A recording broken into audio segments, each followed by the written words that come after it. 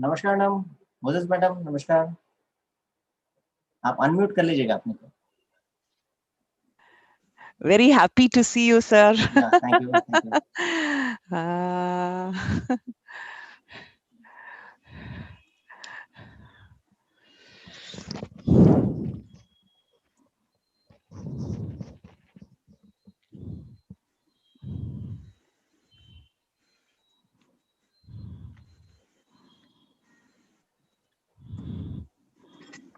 Yesterday's prayer, that was very nice, ma'am. Oh, I wish that we can start every day's program with a prayer. sure, sir. We will today also. Yeah, thank you. It should be like that. Yes, sir. It should not be for a token purpose. It should be a part and parcel of our day-to-day lives. Yes, sir. Yes, Yeah, sir. Yes, sir. So we at the college don't start a program without a prayer. Yeah. Always. Always. Actually, that is what our schools and colleges they have taught us all these days. Yes, sir. Shall we start? Actually. On behalf of Isabella Thoburn College, I warmly welcome all our dignitaries and participants on day 2 of the training come FDP on disaster risk reduction, jointly being brought to you by Nidm and IT College Lucknow. We would like to start today's program by invoking God's blessings on the training. I would like to invite Mrs. Moses to lead us in prayer. Thank you, Dr. Bhatia. Even as we quieten our hearts this afternoon, I want to read a passage from Psalm 91 in the Bible. Lord, you have been our dwelling place throughout all generations. I will say of the Lord, He is my refuge and my fortress, my God in whom I trust. Surely He will save you from the fowler's snare and from the deadly pestilence. He will cover you with His feathers, and under His wings you will find refuge. His faithfulness will be your shield and rampart. You will not fear the terror of night, nor the arrows that fly by day, nor the pestilence that stalks in the darkness, nor the plague that destroys at midday. If you say, "The Lord is my refuge," and you make the Most High your dwelling place, no harm will overtake you, no disaster will come near your tent. Let's look to God in prayer. Father, we thank you that we can come into your presence this afternoon. Lord, we need you. We thank you that as this passage was read, we believe, Lord, that if you are with us and you help us, no harm can overtake us. No disaster can come near any of us.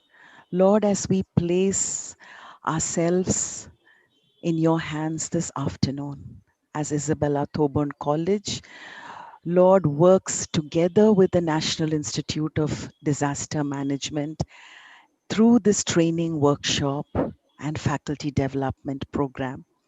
We pray, Lord, that we will become socially accountable in this present scenario where we face so many pressures from the outside world.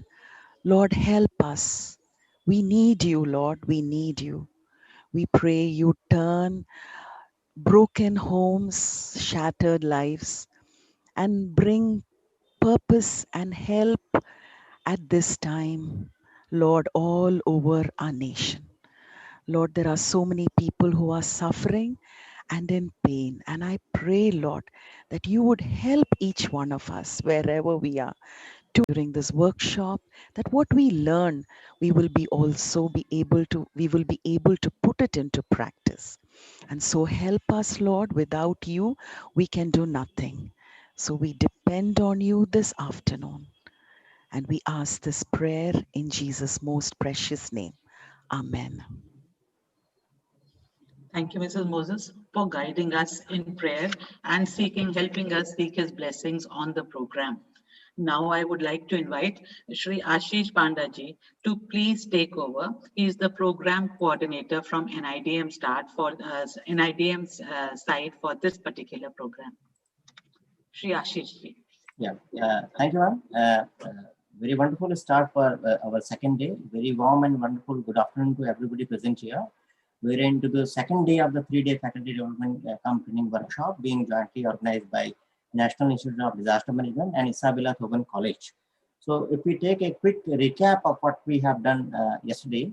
So we covered the sensitization of COVID-19 in the global and Indian context, importance of lockdown and home quarantine we came to know, various protective guidelines issued to increase our immunity, de-stress ourselves, processes to be observed in a post-COVID scenario, and the pathway for future concern care.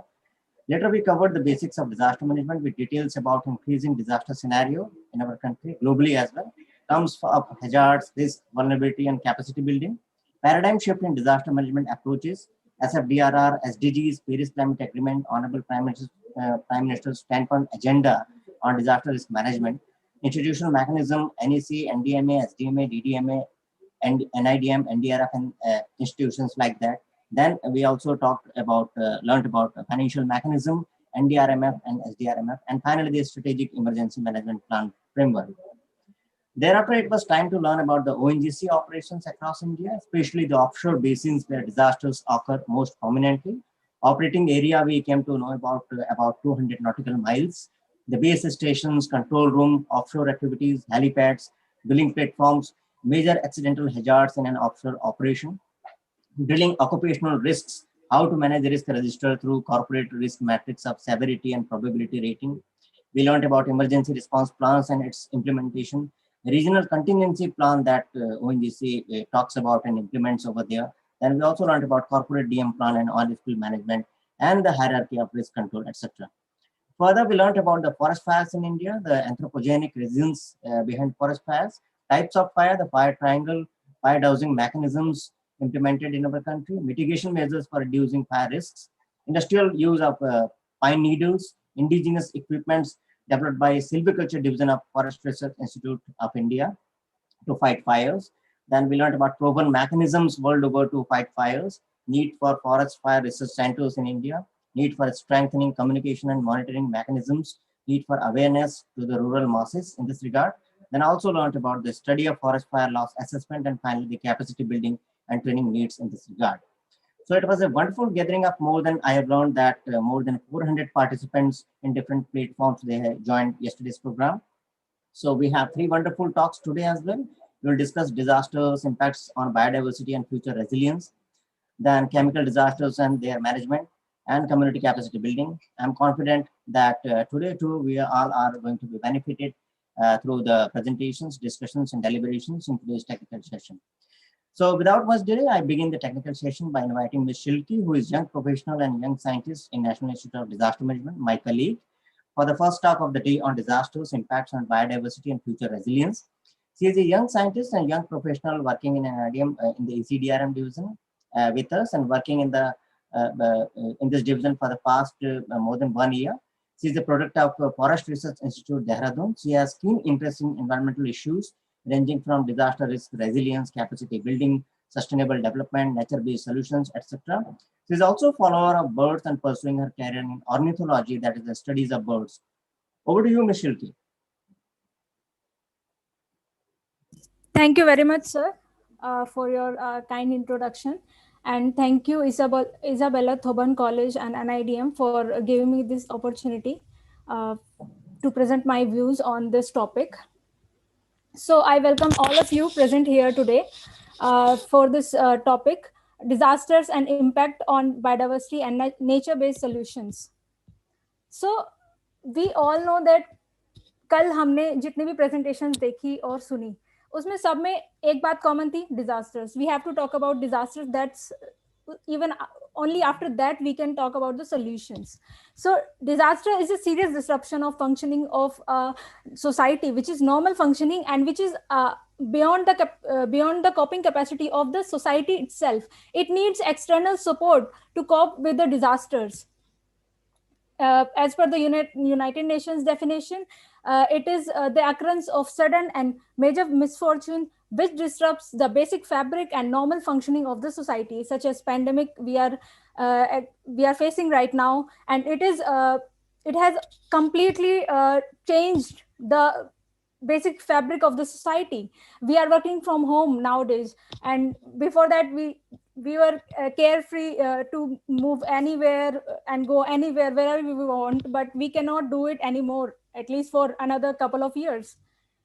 So what are the different types of disasters? Geophysical, hydrological, meteorological, climatological, biological, and extraterrestrial. The coronavirus is a biological disaster. So let us give, I want to just introduce you to this topic, that the extinctions on Earth has been there before, and it will eventually lead to another extinction. The way we are approaching, the way the climate change is going on, and the way we have destructed our environment, I'm sure that it will eventually happen. So there has been few major extinctions before as well. You must have read about them. Ordovician Silurian extinction, which occurred 440 million years ago.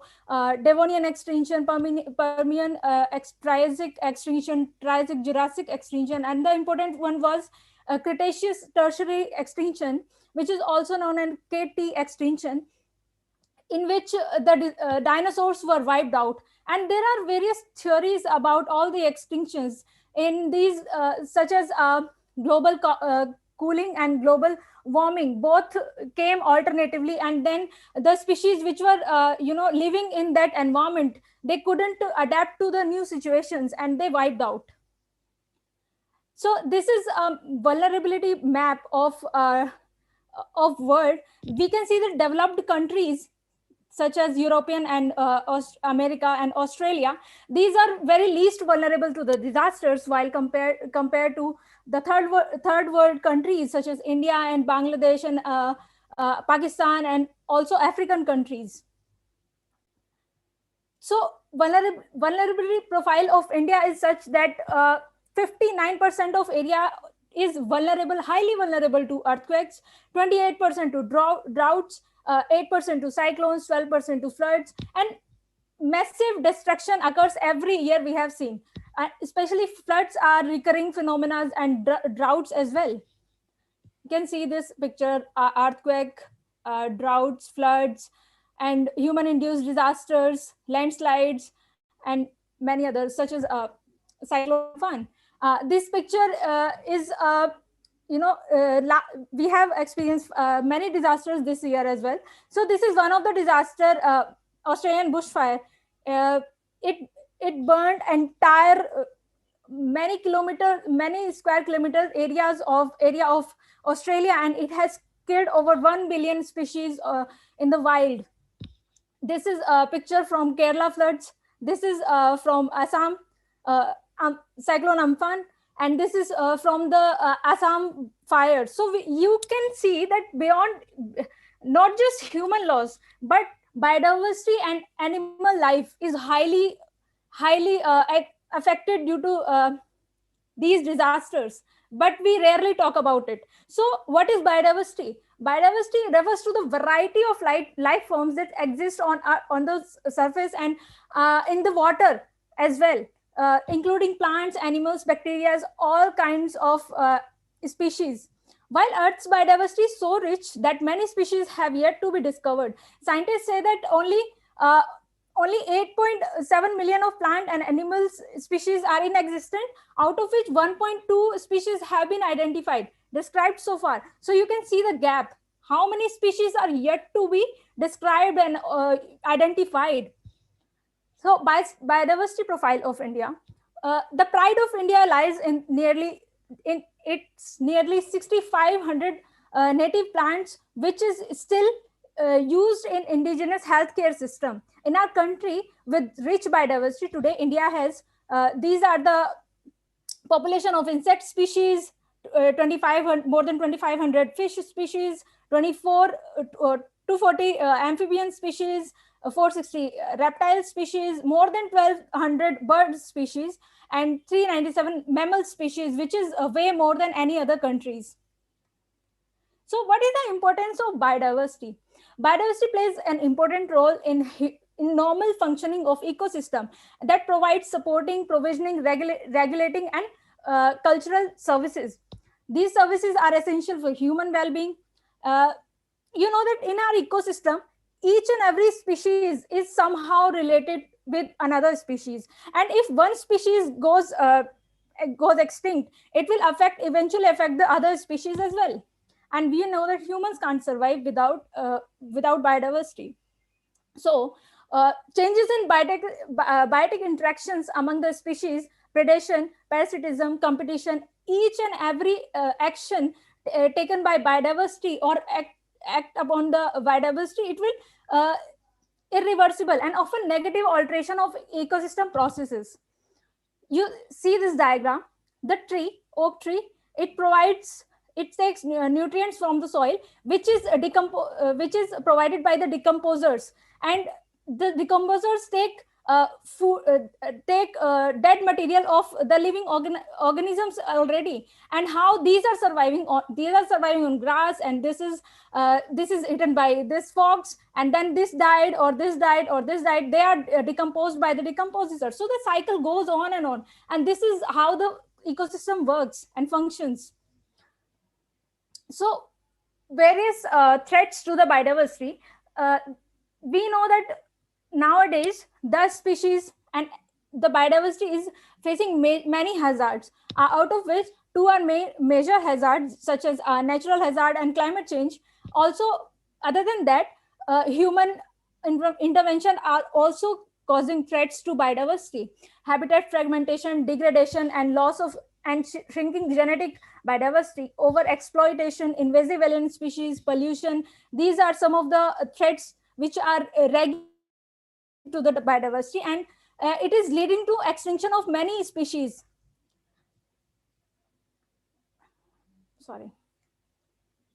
In light of recent disasters, including the wildfires, Australia, like, this is how the disasters impact the biodiversity. We recently saw that, as I have already explained, that in Australian bushfire, more than 1 billion of animals died. In Amphan cyclone, many hundreds of animals died. In case of Assam floods, Kaziranga floods, where in Kaziranga National Park, many species died in the floods. They just flashed away. So let us talk about each and every disaster, at least 4 major disasters that happen in India, in our country, which how they affect the biodiversity. Floods, some animals such as cows and aged ones, the deer especially, are sometimes washed away by the currents of the flood. And in the year 1998, the flood of Brahmaputra had inundated more than 95% of the park area, causing them tremendous devastation by its wave. You see this diagram, it shows that every year, we know that in Brahmaputra, the floods are recurring phenomena, and Kaziranga National Park faces every year this problem, and animals die in that floods. So you can see every year how the graph goes up and down. The species were very low at the time of 1993. Many mortalities happened, and the species richness reduced. Now the droughts causes direct, sometimes drought directly kills the animals or trees, because it attacks their immune system, and it attacks their ability to function as in normal society, in normal way. Species adapted to the cold and wet conditions are very likely to be affected by the droughts. However, species-specific effects are regulated by mechanisms allowing for resistance to drought. Some of the species, if you have read about them, they are adapted, and they have this mechanism that they can't be. They don't have any impact of drought, because they are resistant species, and their the physiological properties allow them to survive in water scarcity, water scarce areas. Now, forest fires. Yesterday, VK Thaman sir talked a lot about it, and he's an expert in this field.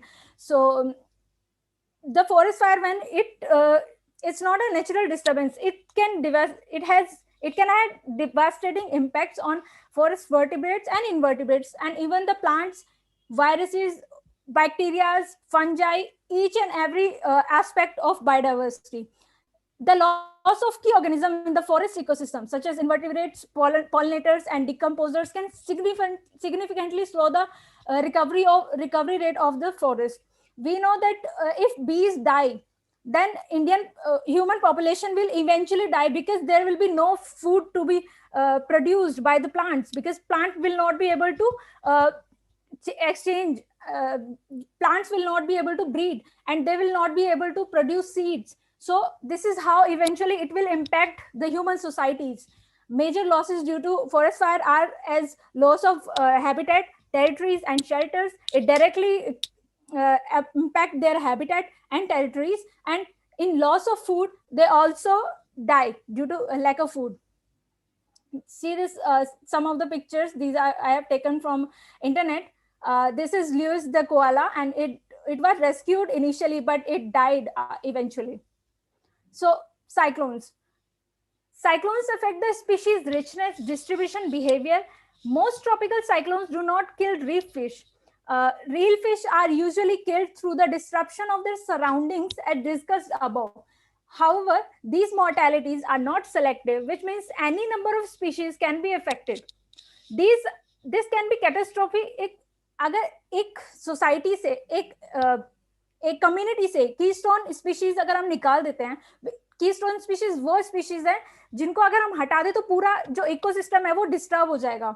I'll show you a video in which you will know how a keystone species impacts the entire region.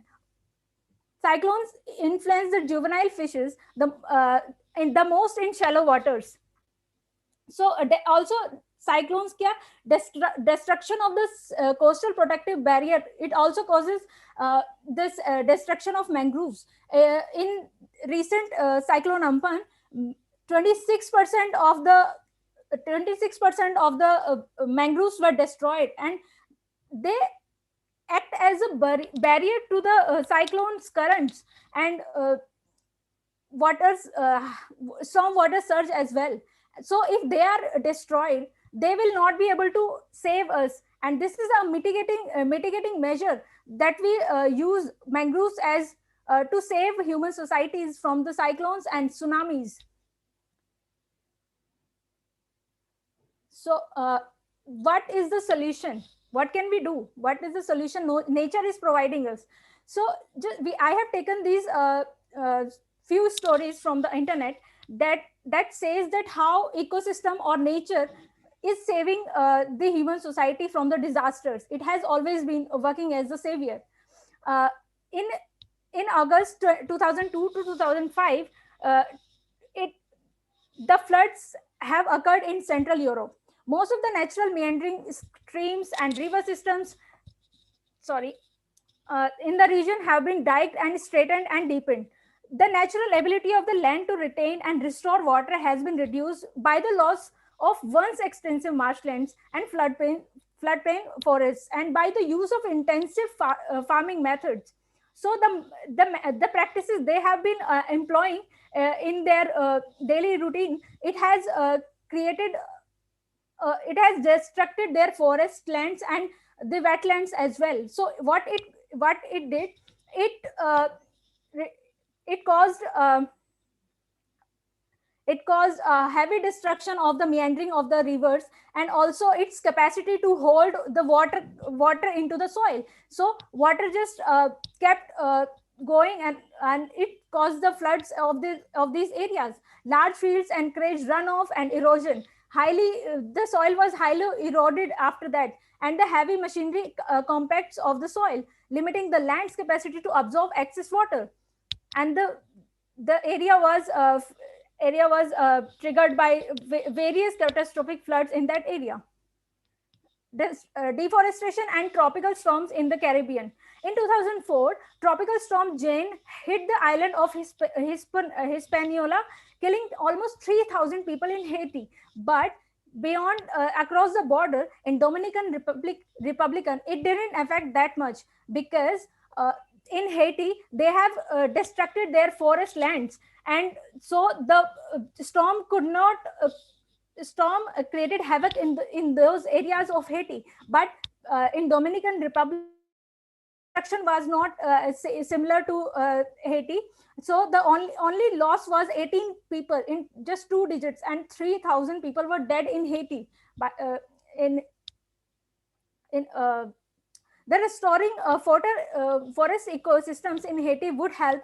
This is the solution, that if we restore the forest ecosystems in the Haiti, it will reduce and delay the peak flood water flows in local scales, and making the community safe from the water torrents, and now follow even normal, which now even follows the normal rainfalls.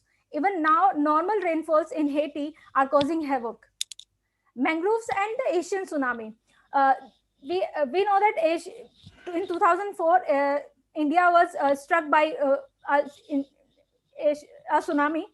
Mangrove forest has been rapidly disappearing from the southeastern Asian coastlines in recent decades to make way for vast shrimp farms and tourist resorts. The tsunami that hit Asia in 2004 December revealed that the devastating consequences of this loss.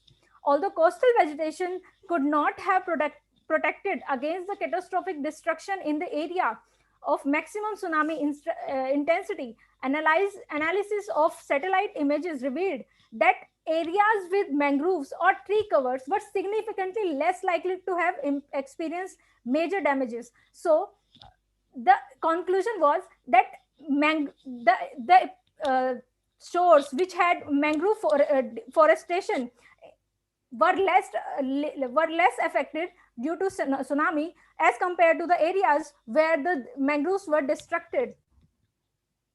So what are mangroves? Also, most of you have read about them. Mangroves are halophytes, and they occur in salty marshes.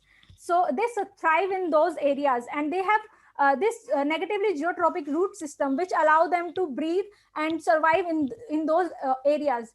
According to a study that was conducted in 2000 study in Florida, it estimated that mangrove forest could reduce the effects of category 5 storms to the intensity and effects of a category 3 storm. Mangroves are also more effective when the storm is more violent. A series of studies in early 2000 discovered that the mangroves were of an average height of 6 to 10 meters could shorten the cyclone's wave by 60%, and their root form a complex interwave and jut above the soil. Together with the tree trunks, they also work like a speed breakers and slow the tides. So what are eco-DRR practices? These are 2 books that has been published by Nidm over a period of time, and they both are authorized by our HOD sir, Anil Gupta sir. They talk about the eco-DRR practices. Eco-DRR is a sustainable management or conservation and restoration of the ecosystem to reduce the disaster risk. That is, like we have over a period of time, we have destructed our wetlands, which had led to several recurring floods. We have cut down our forest. We have consequences of that as well, such as landslides and several other ecosystems as well. So this is the sustainable management and conservation and restoration of the ecosystem. We conserve the ecosystem so that it will eventually help us reduce the disaster risk. Nature-based solutions are defined by IUCN as the actions to protect, sustainably manage, and restore the natural modified ecosystem. They are similar practices, just names are different. That is, we have to save our ecosystems so that eventually the risk of disasters will reduce. So it is a holistic approach, not just disasters, but climate change adaptation, development planning, ecosystem management, and disaster risk reduction. They are all are related to ecosystem based DRR for sustainable development and climate change adaptation and human securities at the end. Why do we need, why do we need this ecosystem nature based solutions? It is argued that ecosystem contribute to reducing the disaster risk in two important ways. First, it acts such as ecosystems such as wetlands, forests, and coastal systems. They reduce the physical exposure to the natural hazards by serving as natural protective barriers and buffers, and thus mitigating the hazard impacts. Also, the second point is well-managed ecosystems can provide natural protection against the common natural hazards such as landslides, flooding, avalanches, storm surge. So, first of all, it saves physical exposures, and second, it provides natural protection against them. So these are a few ecosystems and their role in hazard mitigation. It has been I have taken this from the EcoDRR book of Nidm. So you can read that mountain, forest, and other vegetation on hillside, they reduce the risk of landslides, avalanches, and thus saving many lives. Wetlands and floodplains, they reduce the risk of the coastal wetlands. They will reduce the shock and tidal waves and storm surges to come and flood the low-lying areas. Coastal ecosystems such as coastal reefs and wetlands such as mangroves, salt marshes absorb low magnitude wave energy and reduce the wave heights and reduce erosion from storms and very high tides. Drylands, shelter belts, green belts, and other types of living fences act as a barrier against wind erosion and sandstorms. So these are last few slides. So nature-based solutions are what we require this time. It will both for human well-being and biodiversity benefits as well. We have to restore our ecosystems, issue-specific infrastructure management and protection. These provide protection from the disasters to us, to human societies. Why eco DRR is better solution? Because first, humans are also dependent on ecosystems to provide they provide multiple services to human societies. They also increase the resilience to vulnerable people to withstand, cope with, and recover from the disasters. You know, India is a developing country, and still many more than 60% of population lives in the villages, and these people are directly dependent on forest areas or biodiversity for their survival. Ecosystems such as wetlands, forest, coastal ecosystem can provide cost-effective natural buffers. We apply so many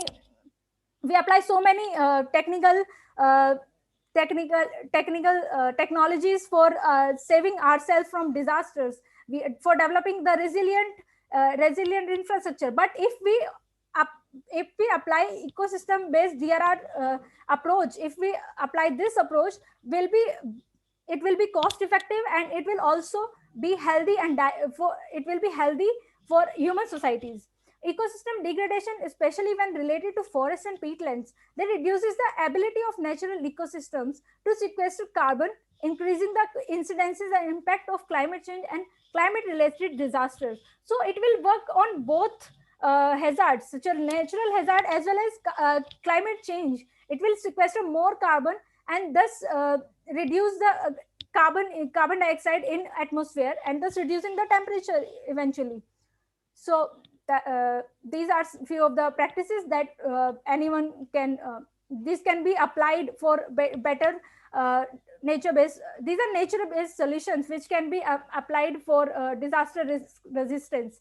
So I can't read this. Recreation and recreation to promote health and happiness. We know that nature provides aesthetic value, and it has therapeutic impact on human brains. So it will keep us healthy, happy from inside.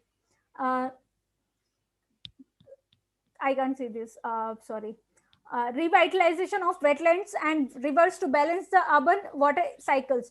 Also, these wetlands, they help in recycling of water cycles, bioswales, and to store rainwater in the streets. These are linear ditches that are created on the sides of roads, so that water can percolate down to the ground. Construction of wetlands to regulate ground and surface water flows, restoring fluvial soils to bind the immobilize this pollutants, room for rivers to alleviate floods and save cities from hazards, nutrient cycling for food productions and cities to prevent food imports. So thank you. That's all from my side. Hello. Yeah, thank you, Shilpi. For, Sir, I want to show one presentation. Sorry, video. Okay, go ahead. Yes, sir. What's the duration of video? How many minutes? How many minutes? 4 minutes. 4 minutes. Okay, fine. Carry on. Wait a minute. Can I share the video from my desktop? 1 minute.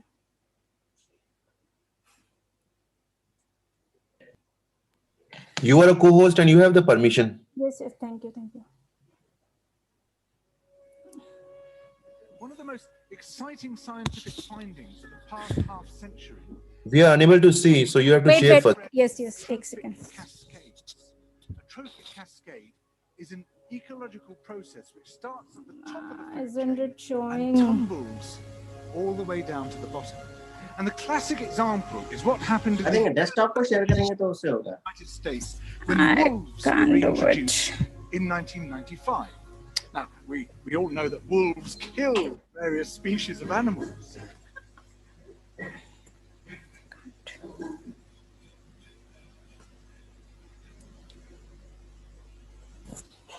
I think so. You have to cast your laptop with your desktop.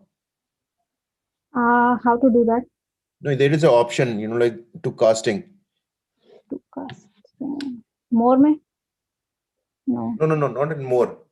There, if you have already downloaded the casting system, it must be there. Then you can show, like whatever you have in your desktop.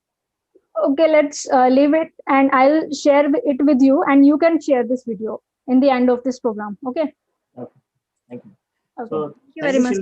Thank you, Shilpi, for touching upon important aspects of disasters, its management, extinction of life on Earth, then global vulnerability profile you talked about, then loss of biodiversity due to disasters, role of biodiversity in ecosystem functioning, its linkage to our own existence.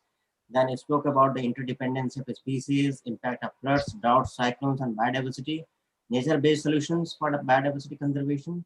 Mangroves, your example that you gave in the specific cases of Cyclone Fani and Amphan, and eco-DRR practices you spoke about, and the various ecosystems and their DRR roles. So thank you so much, Shilpi. Thank you, sir. So this is my privilege and honor now to invite our program coordinator and associate professor, Department of Chemistry, Isabella Thoburn College, Dr. Sonika Bhatia-ji, for a talk on chemical disasters and their management. With more than 27 years of rich teaching experience, her area of expertise is in the synthesis of potential leash manicidal and chiral synthesis. She is a postdoc from IIT Kanpur, has 12 research papers and 1 patent to her credit. A passionate teacher, she has been instrumental in involving students in the UGC-sponsored study on safety evaluation of fresh and recycled plastic containers. Currently, ma'am is involved in developing eco-friendly laboratory procedures so as to minimize the use of solvents in various organic preparations. An HIV/AIDS activist, coordinator of AIDS Awareness Center, coordinator of Adolescent Education Program. She has been awarded the first place in the Board Outlook Learner Teacher Award twice by Air India at the state level. So I invite Sonika ma'am to continue with her presentation. Sonika ma'am. Thank you, Mr. Panda, for this explicit introduction. Good afternoon, dear attendees. By now, you have gone through a lot of material and gained a lot of information about disasters and disaster management. Today, I will be taking a specific kind of a disaster. I will be talking about chemical disasters and how can we minimize the risk of chemical disasters. So before we take a look on chemical disasters, let's look at wherein the Indian chemical industry stands. The Indian chemical industry is currently the sixth largest producer of chemicals, is 108.4 billion USDs. It is worth this amount, and it contributes to 2.11% to country's GDP. Out of the various chemical units which we have in the country,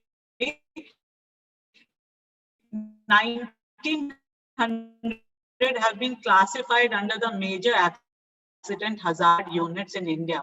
And a large number of chemicals are being made, they are being transported, and they are being stored. And if so many chemicals are being handled, obviously these chemicals are, many of the chemicals are explosive, corrosive, and they have toxic properties. And thus, of course, if accidents involving these chemicals occur, they will have adverse impacts on the community and the environment. Yesterday, Mr. Panda did talk about the various nodal ministries which look after different kind of disasters. And I would like to point out here that it is the Ministry of Environment and Forest, which is the nodal ministry for management of disasters. And NDMA he also gave you the entire institutional framework, out of which I've taken just three very important ones.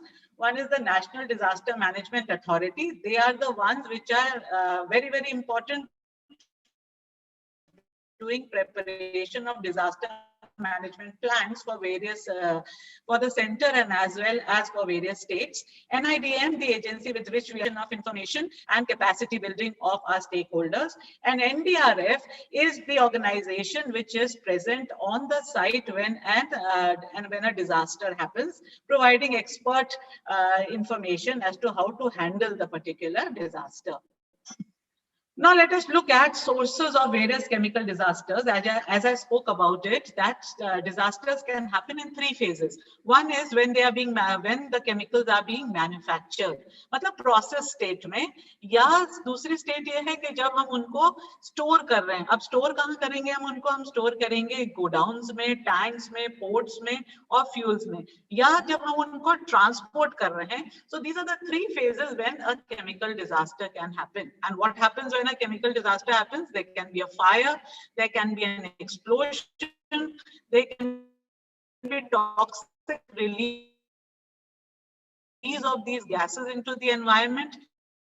They can cause poisoning of water can happen. कल से हम पढ़ रहे हैं कि lessons learned जो हैं हमारे disasters में वो बहुत important है.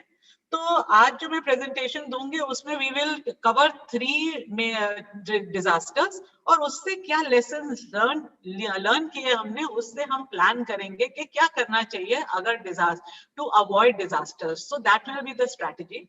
I will first talk about the Visakhapatnam gas leak. ये सबसे recent disaster है जो COVID time में हुआ. It happened on May 7th, 2020 at 3 a.m. Attendees, you must note this particular temperature, this particular time, 3 a.m. In fact, it's said कि 3 बजे से 4 बजे रात तक के सबसे unholy time होता है, क्योंकि इसी time पे सबसे ज़्यादा accidents होते हैं. और क्यों होते हैं? क्योंकि हम जानते हैं कि ह्यूमन रिस्पॉन्सेस इस पर्टिकुलर टाइम में सबसे कम होंगे. So this accident also occurred at 3 a.m. LG Polymer India में ये एक्सीडेंट हुआ था when styrene gas leaked out from the plant. 12 people lost their lives. बहुत लोगों की आंखें गई because there was a lot of watering in the eyes, suffocation, dizziness. There was chaos, confusion all around the Visakhapatnam village. RR Visakhapatnam में ये particular factory situated थी. Over 2,000 people were evacuated and 580 hospitalized. And the scenario was that the entire area was covered with thick clouds of gas. अब हम चलते हैं उस दिन जब ये पर्टिकुलर ने कहा कि पूरे एरिया में थिक क्लाउड्स हैं गैस के, आप पीछे देखें स्लाइड में आपको दिखेगा एकदम थिक क्लाउड्स ऑफ गैस दिख रहे हैं।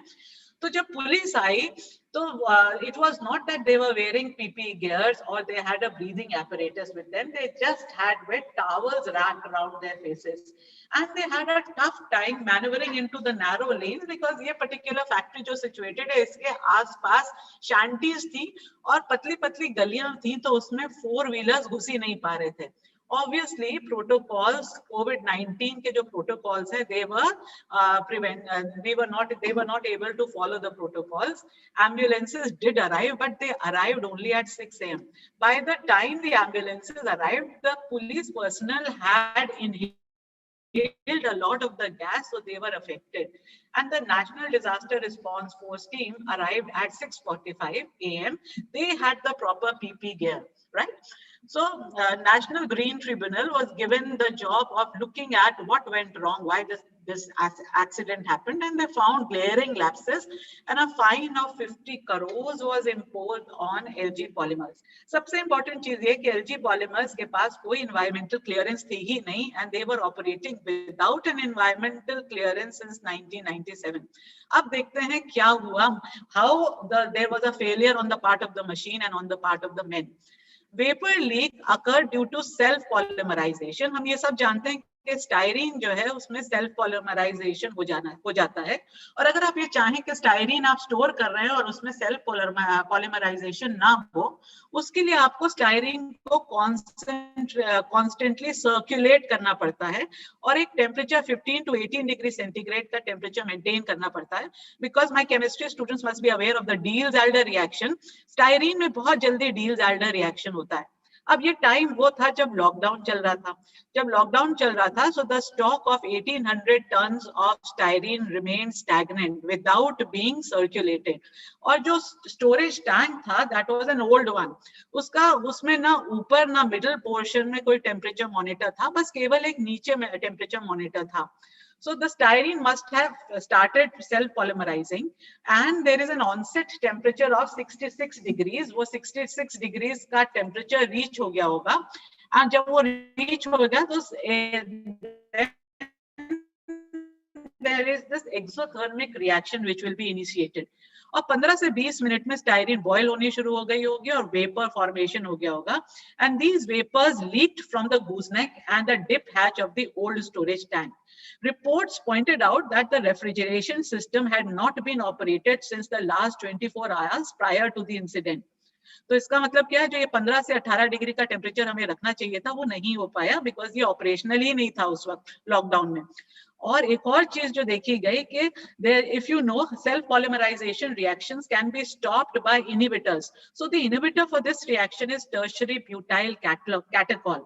So there were not enough reserves of tertiary butyl catechol to stop the self polymerization.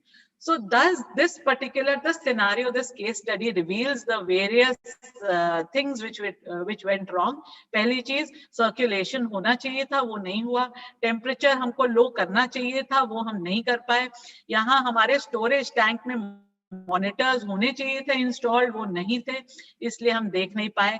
End of course time तो वही था ना, 3 से 4, तो ये एक्सीडेंट हुआ। So now let us proceed to the next accident. In next accident which I am taking the disaster I am talking about, ये जो पहला लिया मैंने, ये मैंने लिया आपसे पहला जो फोकस करा, that was on the in the process part. Now I am talking about the storage part. तो ये है chlorine leak which happened at Mumbai Port Savory Yard on 14th July 2010.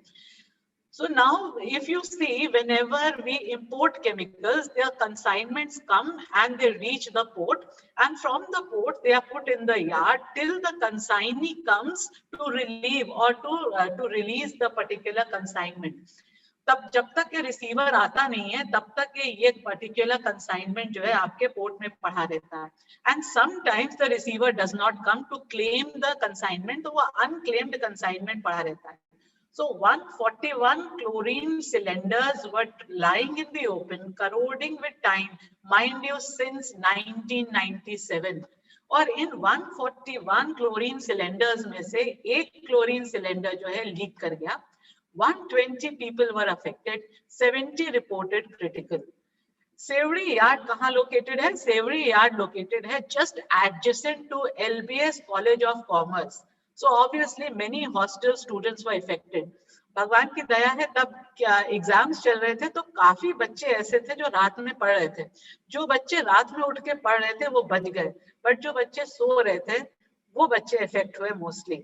Chlorine gas हमें मालूम है chlorine के साथ water के साथ रिएक्ट करती है, तो मॉइस्चर के साथ रिएक्ट करती है हमारे बॉडी में और HCl बनाती है. This is a strong acid and corrosive as well, and it damages the respiratory tract, the mucous membrane and the eyes.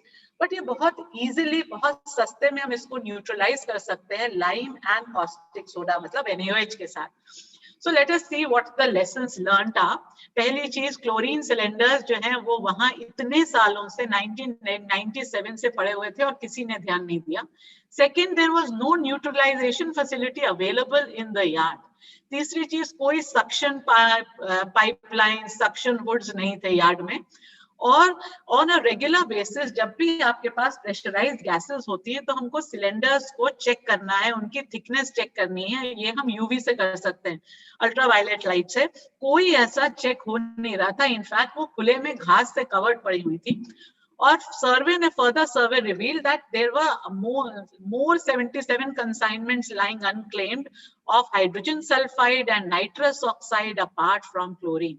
So it is in front of you what all lessons we learned from this particular incident and how this particular incident could have been avoided had we taken care of all these issues. Now I come to the most tragic disaster which happened in our country, or in fact I can say this is the most tragic disaster of the world. Again, it happened in the night between the 2nd and the 3rd December 1984. Massive toxic gas leaked from Union Carbide India chemical plant at Bhopal in December 1984. Thousands killed and thousands injured when 40 tons of methyl isocyanate was released. And this accident was again caused by the unsafe conditions and series of failures in a poorly maintained and understaffed plant. Let me now share a context with you. Union Carbide Corporation जो है, this started in 1969 in Bhopal, और ये सारे chemicals union carbide में बन रहे थे. Mainly कार्बोरिल बन रहा था विच इज अ पेस्टिसाइड, और कार्बोरिल हम किससे बनाते हैं? हम बनाते हैं मिथाइल आइसोसाइनाइड का रिएक्शन करते हैं हम अल्फा नैप्थॉल के साथ. तो जब ये एक्सीडेंट हुआ उसके बाद ये फैक्ट्री बंद हो गई and it was taken over by Dow's Chemicals in 2001 and Dow refused Union Carbide liabilities. मतलब जब डाउ ने लिया तब उसने कहा कि हमारा कोई लेना देना नहीं है जो भी यूनियन कार्बाइड के साथ हुआ. So thus there were a lot of people who were left in a lurch. When the factory was set up, what was the climate there? The climate, I mean the society or people of Bhopal, they welcomed the coming of the factory because of the economic potential. Sabko laga jobs mil jayenge. And the other thing was that this particular factory was situated 2 miles away from the city center. But by the time the accident happened, kya hua? वो जो हमारी population है वो धीरे धीरे बढ़ने लगी, और जब एक्सीडेंट हुआ तो ये particular factory it was in the heart of the city. Now let us look at how did this accident start और a disaster start. To produce carbaryl or 7, I told you methyl isocyanate is used as an intermediate. So methyl isocyanate is produced and kept in tanks.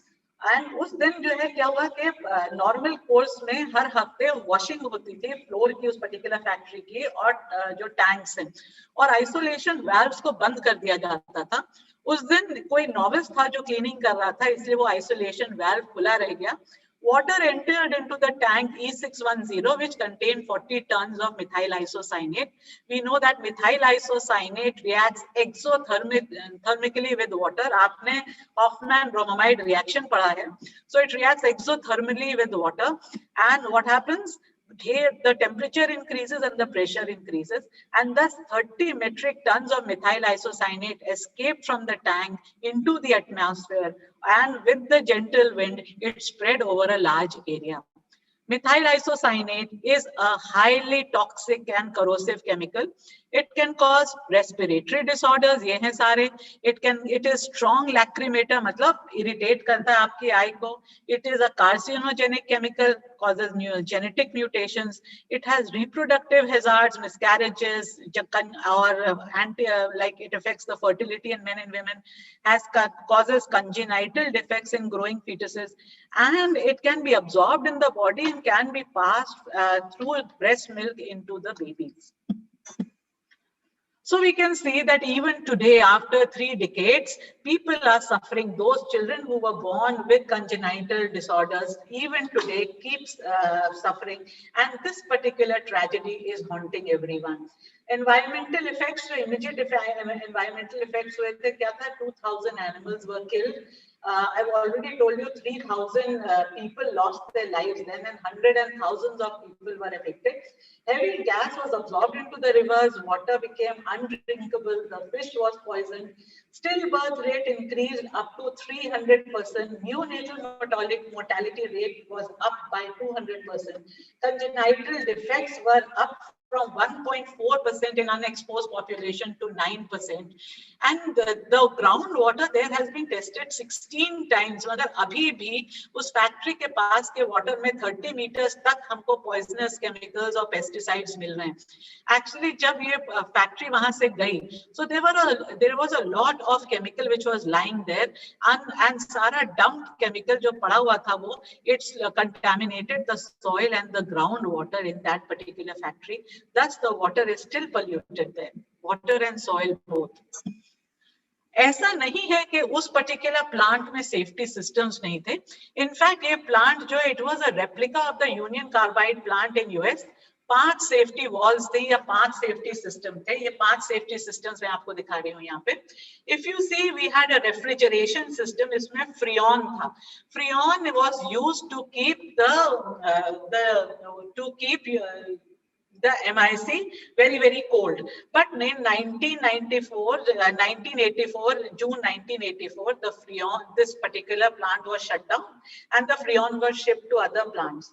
The other thing was that methyl isostorage, isocyanides, जो tanks थे उसमें एक spare tank था, that is E619. वो spare इसलिए रखा गया था कि कहीं इन दोनों में लीकेज होगी तो हम गैस जो MIC है उसको यहाँ ट्रांसफर कर देंगे.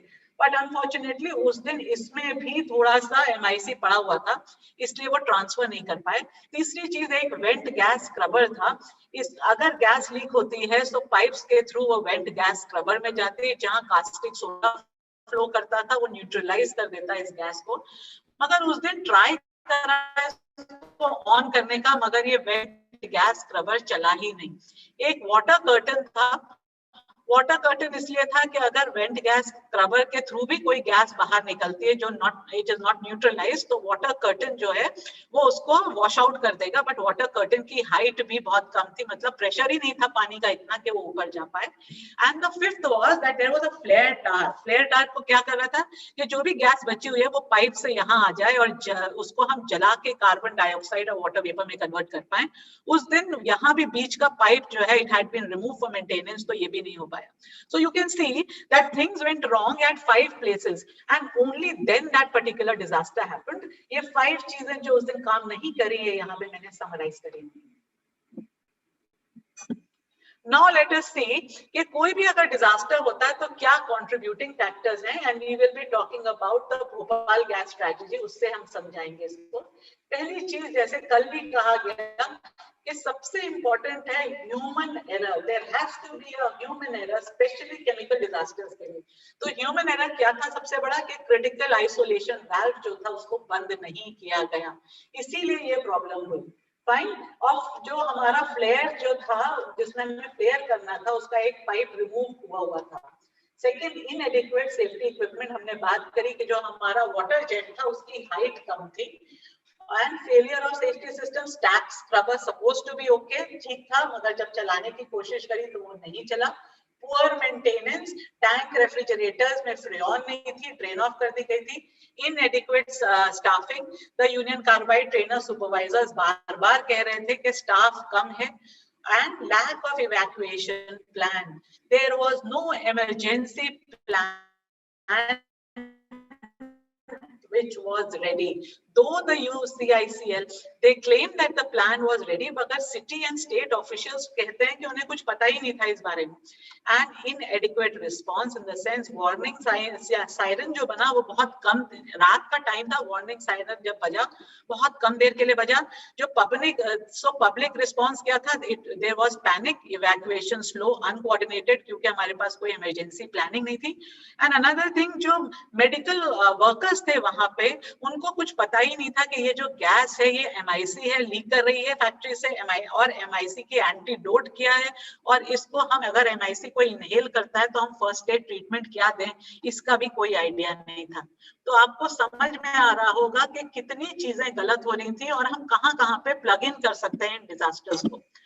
So let us compile this impact of chemical disasters. The chemical disaster can have immediate effect, short-term effect, and long-term effect. They affect living organisms, environment, property. Living organisms में तीनों आ गए, मतलब humans, livestock, plants. They cause death, injury, disease, and disability. Poisoning can happen in the soil. It can happen in water bodies and also in the environment. So this is the picture of an impact of chemical disasters, and I've taken it from Indian.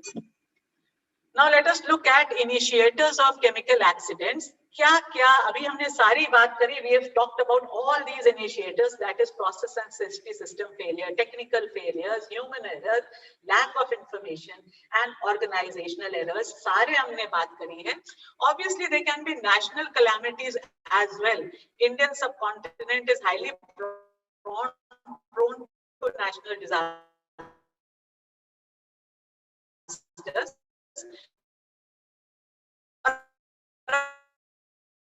National disaster होता है, जैसे damage हुआ था 1999 Odisha cyclone में और acidic sludge पूरी पानी में और सॉइल में फैल गई थी.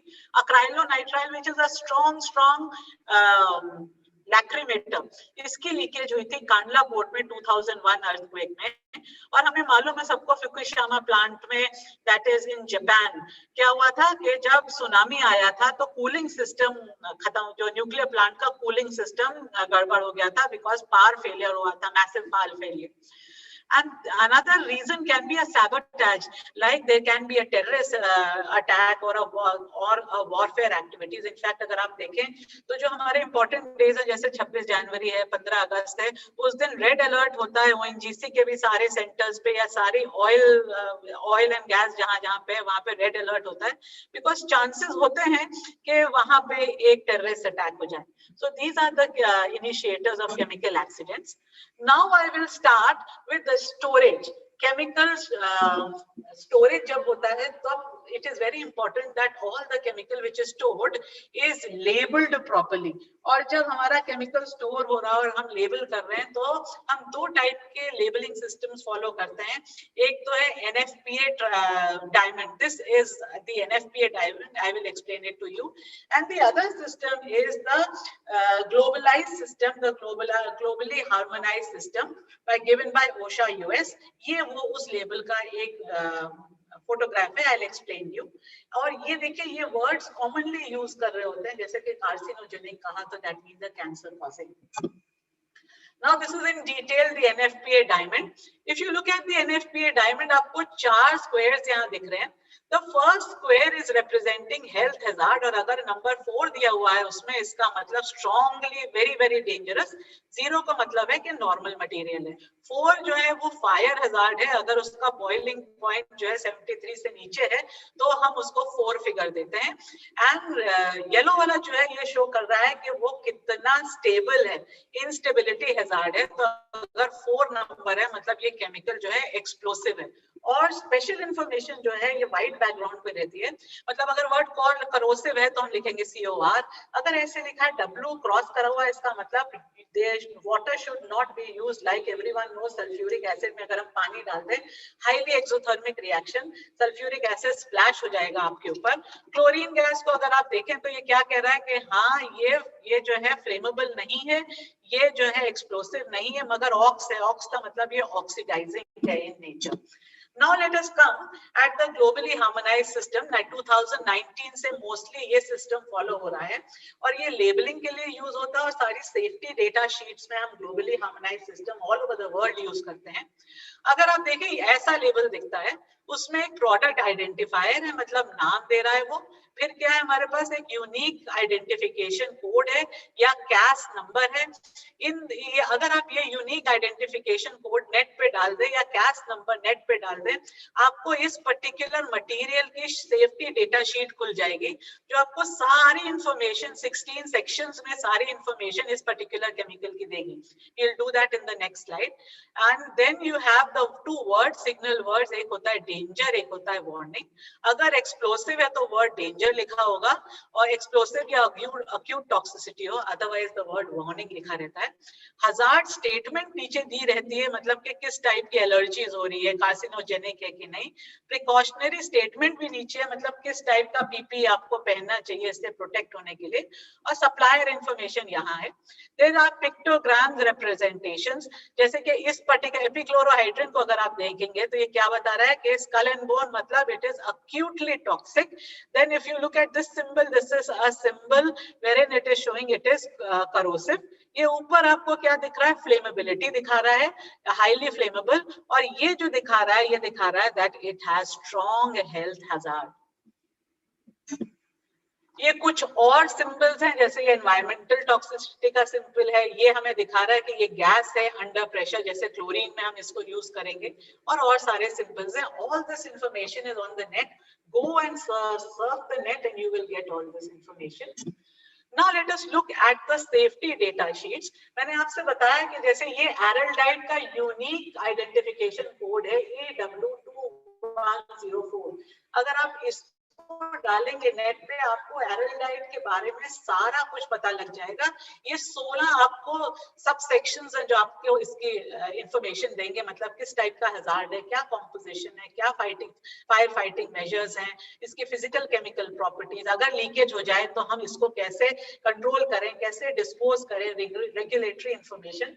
I will recommend each and every teacher in their various colleges, if you are using a chemical in the lab, please look at the safety data sheet for that particular chemical before using it and giving it to the students. Now let us talk about the third stage when an accident can occur.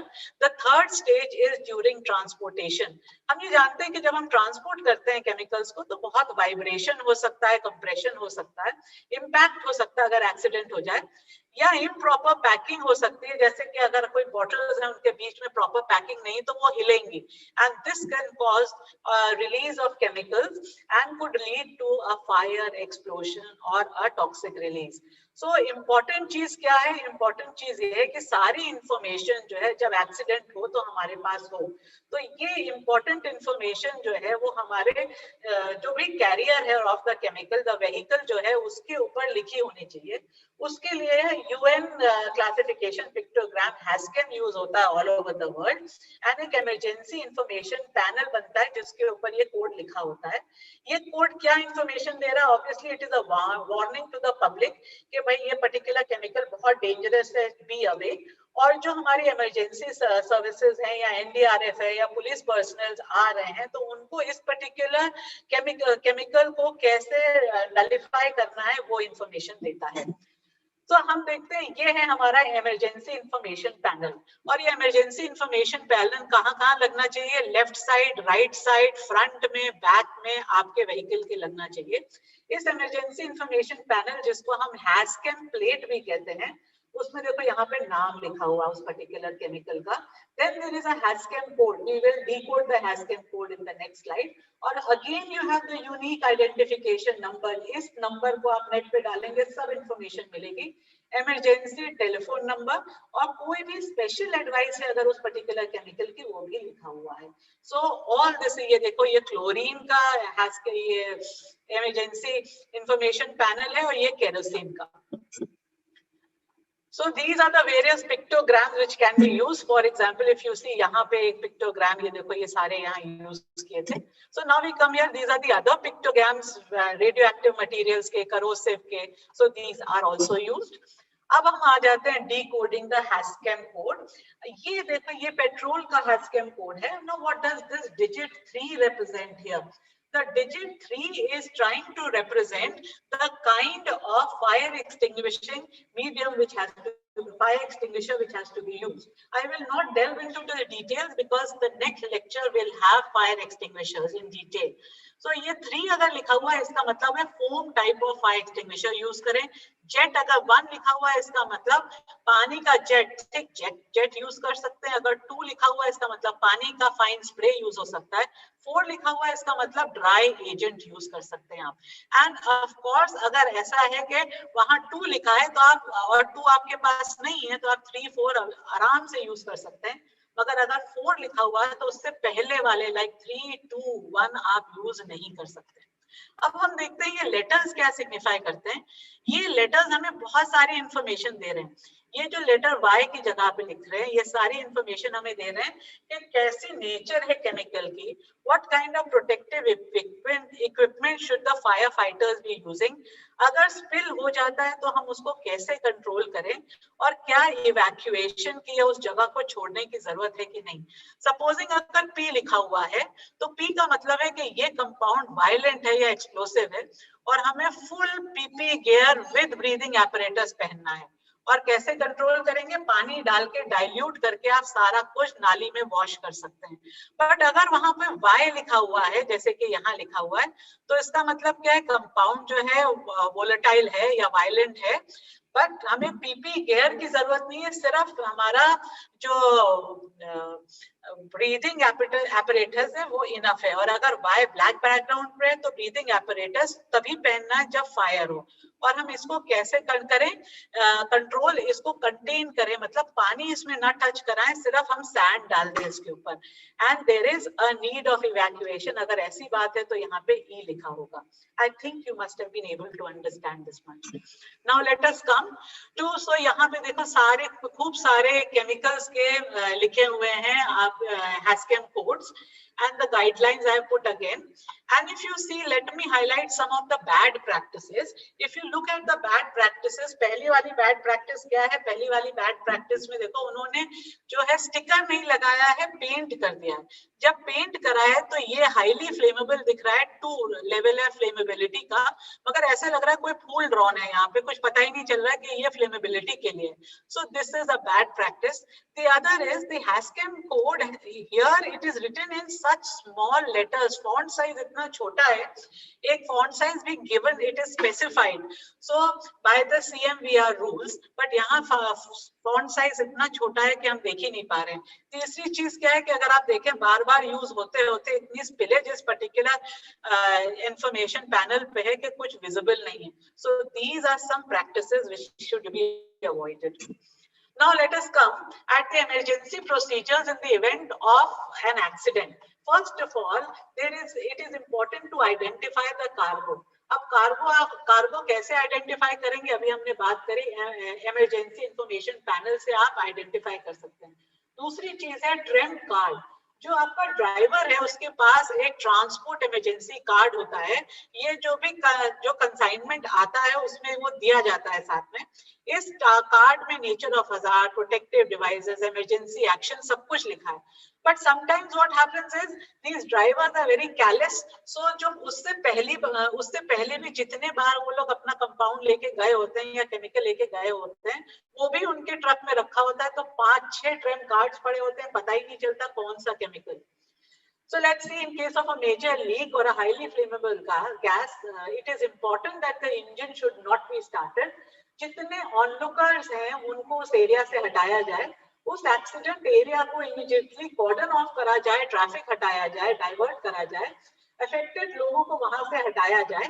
Electric fire अगर है तो vehicle की जो battery है उसको isolate करें. In case of fire station को inform करें. एंड ब्रीदिंग एपरेटस यूज करें, इनहेल ना करें, कुछ भी हो गीला कपड़ा लेके हट जाए उस एरिया से. अगर लीक हो तो ये देखा गया कि अगर जैसे पेट्रोल टाइप की चीज लीक कर रही होती है तो आसपास के गांव वाले आ जाते हैं कलेक्ट करने के लिए उस पेट्रोल को. and this is very, very dangerous. So one has to stop pilferage of the leaked substance. और अगर small spills हैं उसको sand से cover करें and avoid direct contact of any chemical. Wash it with water and use necessary PPE. In case of contact with eyes and skin, wash it with plenty of water. ये वही चीज मैं दिखा रही हूँ कि जो आपका emergency information panel है वो 4 जगहों पे लगाया जाता है. So with this, I come to the end of the chemical disasters, and now I will talk about a message for the students and lab assistants, and the teachers in chemistry laboratories, because this is also very important. Always remember the acronym RAMP. RAMP stands for the first important point: recognize hazards. कोई भी काम आप करें उसमें आप recognize करें क्या-क्या hazards हैं. And assess the risk. That is important. आप risk assess करें कितना risk है. एक बार आपने risk assess कर दिया, फिर उसको minimize करने के लिए काम करें, and उसके बाद एक emergency plan बनाएं. For teachers, it is very, very important. 3 documents are very important. One is the teacher's guide. मतलब आप जहाँ से उस particular experiment के लिए पढ़ रहे हैं वो guide. दूसरा जो आप notes दे रहे हैं student को या handouts दे रहे हैं experiment से पहले, that is very important. और तीसरी चीज है safety sheets, जो अभी हमने पहले बात करी है safety sheets. Those are very important. आपको उन safety sheets को देखना है कि आपके chemical के बारे में क्या information data sheet में दी हुई है. Now let us look here. So in depth, we need to in depth do a study of the lab procedures, make a list of all the hazards that come into your mind. कब experiment करते वक्त, chemicals use करते वक्त, या chemicals को apparatus को handle करते वक्त. एक बार जब आपने identify कर लिया risk को, फिर question yourself, how can I minimize these exposures and risk? What safety precautions are needed to ensure no one is injured? That is important. क्या protective gear चाहिए और वो protective gear कहाँ रखा है और क्या मैंने वो protective gear बच्चों को दिखाया? And then you need to plan for an emergency. Planning के बाद all this information has to be communicated to the students. Useful tips for the teachers and lab assistants. Whenever any new technique is used, always demonstrate it first to the students. Orally करने से काम नहीं है, सब कुछ पहले demonstrate करिए. Lab procedures जब हम बच्चों को लिखवाते हैं तो safety precautions important है कि उसमें लिखवाए जाएं उनको. On a regular basis, plan activities on safety quiz, poster making, and which can be put in the labs. Review data sheets. जब आप chemicals भी order करें तो अपने vendor से कहिए safety data sheets आपको दे और वो सारी punch करके आप उनको maintain करिए. Waste containers should be appropriately labeled to prevent mixing of chemicals, though hazardous chemicals mix ना हो जाएं. जब students को glassware बांटा जाता है तो उससे पहले ध्यान से चेक करा जाए कि कोई चिप्स तो नहीं है. आप ये इमेजिन करिए अगर पिपेट के ऊपर चिप है और बच्चे को दे दे तो उसका लिप कटेगा. Planned distribution of chemicals to minimize movement, thus minimizing accidental collisions.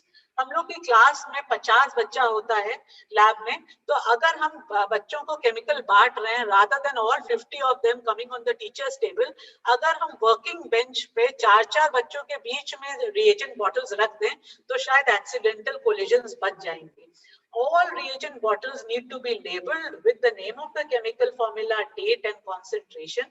Paste in the lab the globally harmonized pictograms for commonly used chemicals. Check that PPE is available or working condition में है. बच्चों को food अंदर lab में ना लाने दें. Distractions like phones, unrelated books, and bags should not be allowed in the labs. Check the walkways that they are free of labs. Students की आदत होती है lab में हर तरफ अपने bags रख देने की. अगर bags रखेंगे तो क्या होगा? बहुत chances हैं वो trip करके गिरेंगे. So you need to be careful कि ये मना कर दें उनको. Check that the students are appropriately dressed. मैंने long hair लिखा because we are dealing with girls. Most of the time long hair is open, so we keep guiding them के बाल बांधो और अंदर रखो उसको अपने lab coat के अंदर. No synthetic clothes need to be worn. बच्चे काफी बार ऐसा होता है synthetic clothes पहनते हैं और most of the time मोजे जो होते हैं वो synthetic होते हैं और अगर acid का spill होता है synthetic clothes के ऊपर तो वो मोजा जो है एकदम skin से चिपक जाता है and तब उसको निकालना बहुत ही मुश्किल काम है. So no synthetic clothes in the lab, only cotton to be allowed, full sleeves button lab coats to be allowed. With this, I come to the end of my presentation, and I strongly believe that together we can, and we will strive for a disaster resilient neighborhood. Thank you.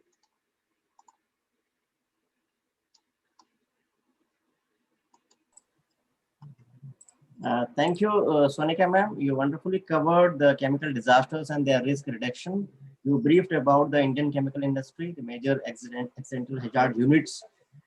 You spoke about three important chemical disasters that took place: Visakhapatnam chemical blasts, then chlorine leak at Mumbai port, and specifically the Bhopal gas tragedy. The observations, what went wrong, and lessons learned in these three episodes you spoke about: failure of man and machine, human error, lack of emergency plan, inadequate equipment and response, lack of information amongst the people who are working in chemical units, and uncoordinated evacuation plan, etc. We also spoke about how NGT, National Green Tribunal, is being the watchdog in this regard, and it is insisting upon having environmental clearances before putting any chemical industry into place. Then chemical storage and globally harmonized labeling system you talked about. Then safety data sheet, the importance of it. Transportation of hazardous chemicals and HCAM plate emergency procedures to be followed, you spoke about. And also the useful safety tips for the students and teachers in the college. That is very important. So basically we have to address the short-term and long-term impacts of chemical disasters in their different perspectives and ways. So important rules and regulations are there in place, but we fail to implement them in the on the ground level, like this manufacture, storage, and import of hazardous chemical rules 1989, then a chemical accidents emergency planning preparedness and response rules 1996, and you talked about the transportation of chemical hazardous substances. So that is covered under the Central Motor Vehicle Rules 1989. So thank you so much for your wonderful talk, madam, for your wonderful talk. Now I take this opportunity to invite Dr. Sanjay Singh, who is Professor O.P. Jindal University, Raigad, to speak on community capacity building. Sir is Assistant Dean, Students Affairs there, and is also a Professor of English at O.P. Jindal University. Having more than 16 years of teaching and administrative experience, his specialization is in the area of Indian writing in English and English language teaching. He has delivered many keynote addresses, visiting lectures at IWE, ELT, Soft Skills, EI, CSR, Disaster Management, and Human Rights. Dr. Singh has participated as a resource person and paper presenter in more than 70 international national conferences and seminars, has completed a translation project assigned by People's Linguistic Survey of India in 2013, is a member of many professional associations, has edited Quest, a quarterly news bulletin of O.P. Jindal University, Young Professional, a monthly magazine for use, Pravat, a literary tabloid, and 6 books are to his credit. He is also recipient of several awards such as Dr. S.R.K. National Teacher Award, Vidya Ratan Award for Research Excellence, and Distinguished Leadership Award, to name a few. So over to you, Dr. Sanjay. Dr. Sanjay?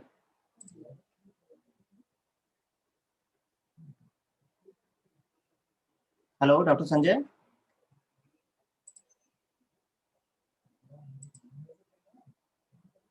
Sir, you have to unmute yourself. Sanjay sir. Sir, unmute कर लीजिएगा.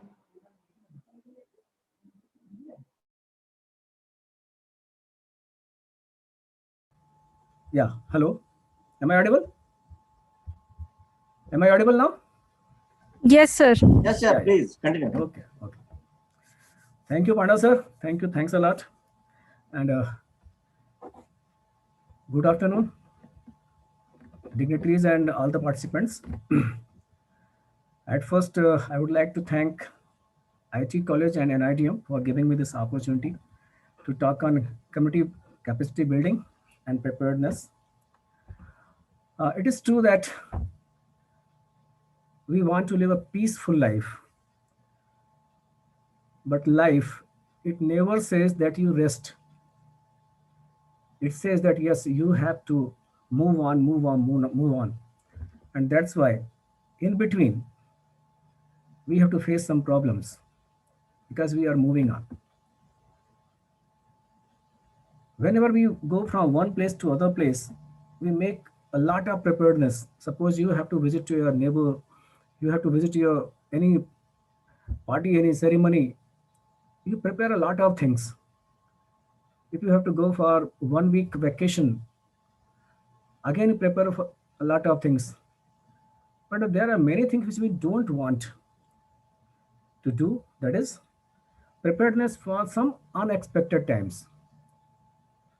When somebody earlier I heard somewhere that LIC agents, when they were coming to the people for the sake of selling their policies, people were saying, "Why are you selling this? This is for the people, those who are our coming generations, because we are not going to get anything."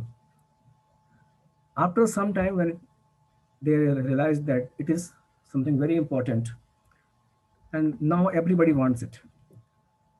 Same thing with disasters. I think COVID-19 has given us such kind of thinking or changing our sales module that yes, we need to think about the disaster management.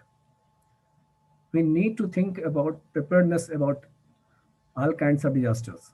It may be expected, it may be unexpected also. Because our own preparedness, COVID-19 also says, wear mask, keep social distancing. This is self-preparedness. Nobody will come and put mask on your face. We have to do it. We have to maintain social distance or physical distance. So everywhere we need to get prepared to face any kind of disaster. And this particular lecture is also to get ready for the sake of any kind of unexpected event, without thinking that it will happen or not. Yes, we are ready. We are ready at any moment. That is the sole purpose of this lecture, this talk. You are feel free to post your questions. Here you can see, as I started this, failing to plan is the same as planning to fail. If we do not plan for the sake of any journey, if we do not plan for the sake of our career, I think we are going to fail. And somebody has said, every go straight, every crooked turn delays your arrival at success. सीधे जाइए, हर टेढ़े मेढ़े रास्ते आपके मंजिल तक पहुंचने में देरी करेंगे. So here why? Because we need really a plan, the plan which is straightforward towards to move towards the goal. And this is also that plan. We all face such kind of thing. We all see on TV and everywhere that people are facing such kind of things, such kind of disasters. Sometimes we call it events also. So this is the picture. These are the pictures which are trying to tell us something, what to do, what to do, what to do. Horrible. We don't want to be in such situation. I will not talk in such a manner that you do it. I'll try to always say we must do it. Because this is not your responsibility, not any other's responsibility. This is always our responsibility.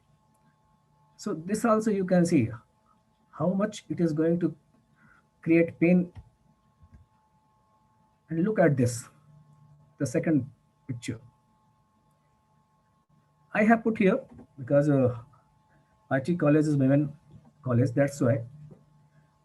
Think about the second picture and then read this. Really, we can't do everything, but we can do something, and we should intend to do them very well. And this picture says the same. We can do something.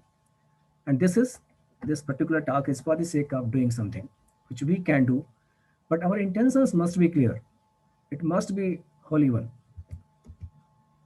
So why we are talking about this? Because people die not only because of the disasters, but due to their vulnerabilities and lack of planning. And we need to develop the communities so that they can give effective response. They may have some functional plannings. I think after this 3 days FDP, we all are going to do something for the sake of safety of our people, our household items, and our organization also. So this is for the sake of developing abilities of communities where you and me, we all are the part of it. Anyhow, if there are three phases of disasters, that is pre, during, and post, mitigation is must. We always try to mitigate the things. Whatever disaster may be, we should get ready for that. What are the things we can do for the sake of saving ourselves? That part we have to look at. And for that purpose, you can see here, when we talk about community-based disaster, it has three wheels. That is, first we have to analyze what type of community is. Then we have to develop their capacities. And to develop their capacities, we need government, NGO, community, and like this program. So this program is also that part which is going to give us some motion, some energy, so that we can create our own plan. We can get ready for the safety. And if you have any kind of thinking, why me, what I can do, what we can do, we are simple a human being, and we don't have equipments, we don't have so many things which we can use at the time of disasters. So this is for them, those who have any kind of doubt about themselves. On the mountains of truth, you can never climb in vain. Either you will reach a point higher up today, or you will be training your powers so that you will be able to climb higher tomorrow. In our life, we started walking just with a little bit step, first crawling and then first step, then second step. And believe me, when you started crawling, your parents were very happy.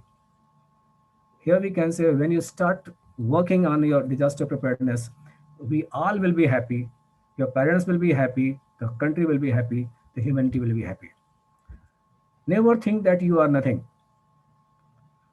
Once I read a quotation of Henry James, and it was part of my letterhead. जियो जितना जी सकते हो, जियो जितना जी सकते हो, न जीना एक गलती है, जिंदगी रहते हुए कुछ न कर पाए तो क्या, जिंदगी न रहेगी तो क्या कर पाओगे. So you are your great asset. Put your time, effort, and money into training, grooming, and encouraging your greatest asset. So don't think that you are nothing. If you have such kind of any doubt that we can't do it, again think about your own life, that yes, this is one kind of asset, not only yours own, of your family, of the country also. I think many people like pets. They like extra personal communications. So training is a good dog, and it will help you at your all times wherever you are in any kind of danger. So please make training your own friend, a very close friend. And you cannot become champion in one day or just in one FDP. You have to practice yourself. So start practicing. It may take hours, it may take weeks, months, etc. Depends upon your choice. So we have to start our own training so that we can be champion in disaster management. And you can see here, the best training program in the world is absolutely worthless without the will to execute it properly. Everywhere, if we need to get success, really, we need an attitude. In interview, we need an attitude. In our life, family life, we need an attitude. And that is positive attitude, good attitude, so that people can like us and we can really do whatever we want.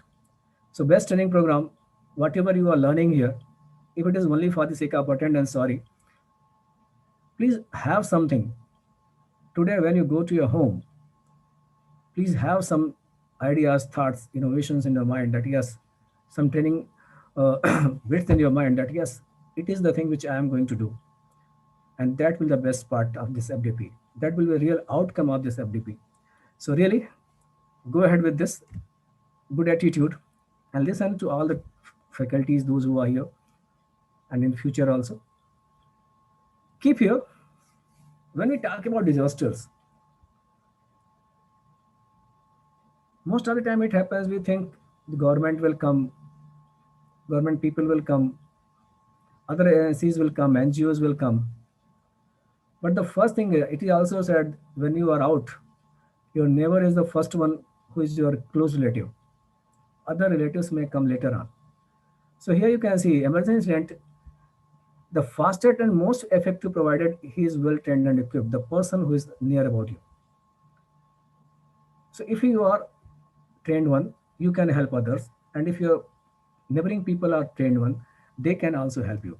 So this capacity building program is not for only you, but you have to spread it among others also. Tomorrow, day after tomorrow, when any other program takes place, please do invite your neighbors also. Yes, you also come and train yourself so that get the training of disaster management so that they can also help you at the times of any disaster. So when we talk about community, we all are a part of community. So why we are talking about community development or capacity development of the community? Because we are the first responder. Any kind of disaster takes place, it comes to us. Community is the first responder. That's why we need to train them. And not only that they are first responder, it comes intentionally. Sometimes they may not have intentions, but still it comes out that they will come and try to save you. We all have some inherent capacities, and that brings us towards the helping other people. So we all have inherent capacity to respond, and that's why here, but as we all know, if Sachin Tendulkar wants to play now, he also needs a coach. If we want to do everything, then we won't be able to do everything. So we need to develop our specialized capacity so that we can effectively manage the disasters. Specialized, maybe for the sake of firefighting, or any other one, but we must develop. We all know that we have NSS, we have Red Cross, we have Red Ribbon Club. So many things are there, so many clubs are there, so many opportunities, platforms are there. They also organize some programs where we can learn, and we can learn some specific skills. So we have to develop it. And if we talk about capacity building, as I told you, it's not of 1 day, 1 hour, or 1 month. It's ongoing process. We all have to update. Time to time, we have to update. Whatever disasters may be, whatever training you have taken, again, you have to go for those trainings, mock drills. So time to time, you update yourself, and with the help of that, you can train yourself and you can perform in better way during the disaster or any kind of event and crisis or any emergency. And most importantly, because human being is human resource is the most important resource on this earth. Earth may have many resources, but human being is the most important resource.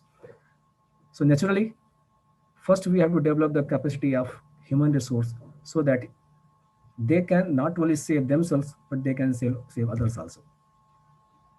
There are many objectives of capacity building, but I will talk about one, that is the last one, is strengthening disaster preparedness for effective response at all levels.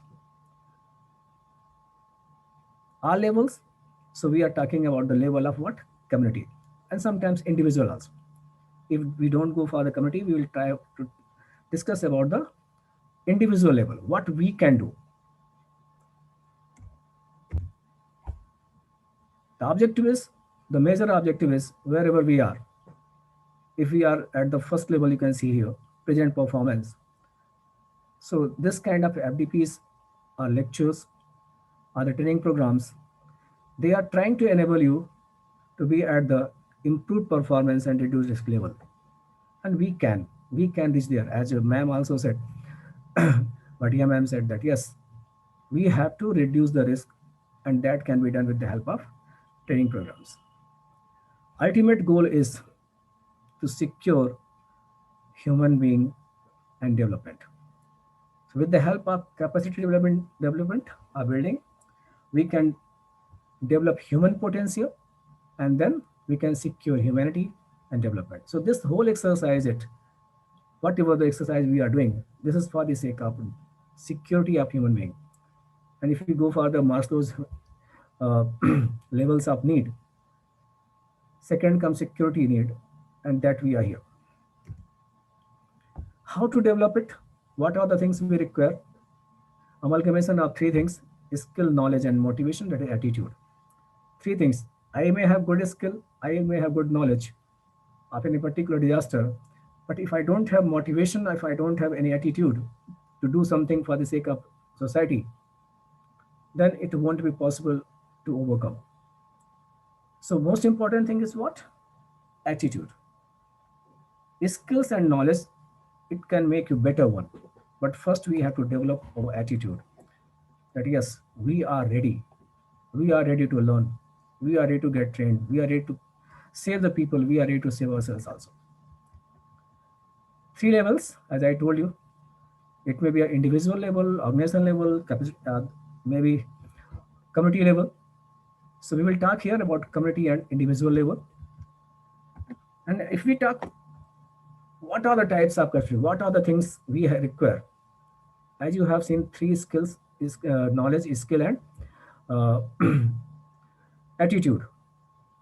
So based on these skills, what type of capacity we can develop in ourselves? Number one is technical capacities, and second one is functional capacities. What are the things we can do? For you people are, I think those who are not very much technical people, we need minimum technical capacity. As my ma'am was talking about fire extinguisher. Okay, if we know, if you are working in kitchen,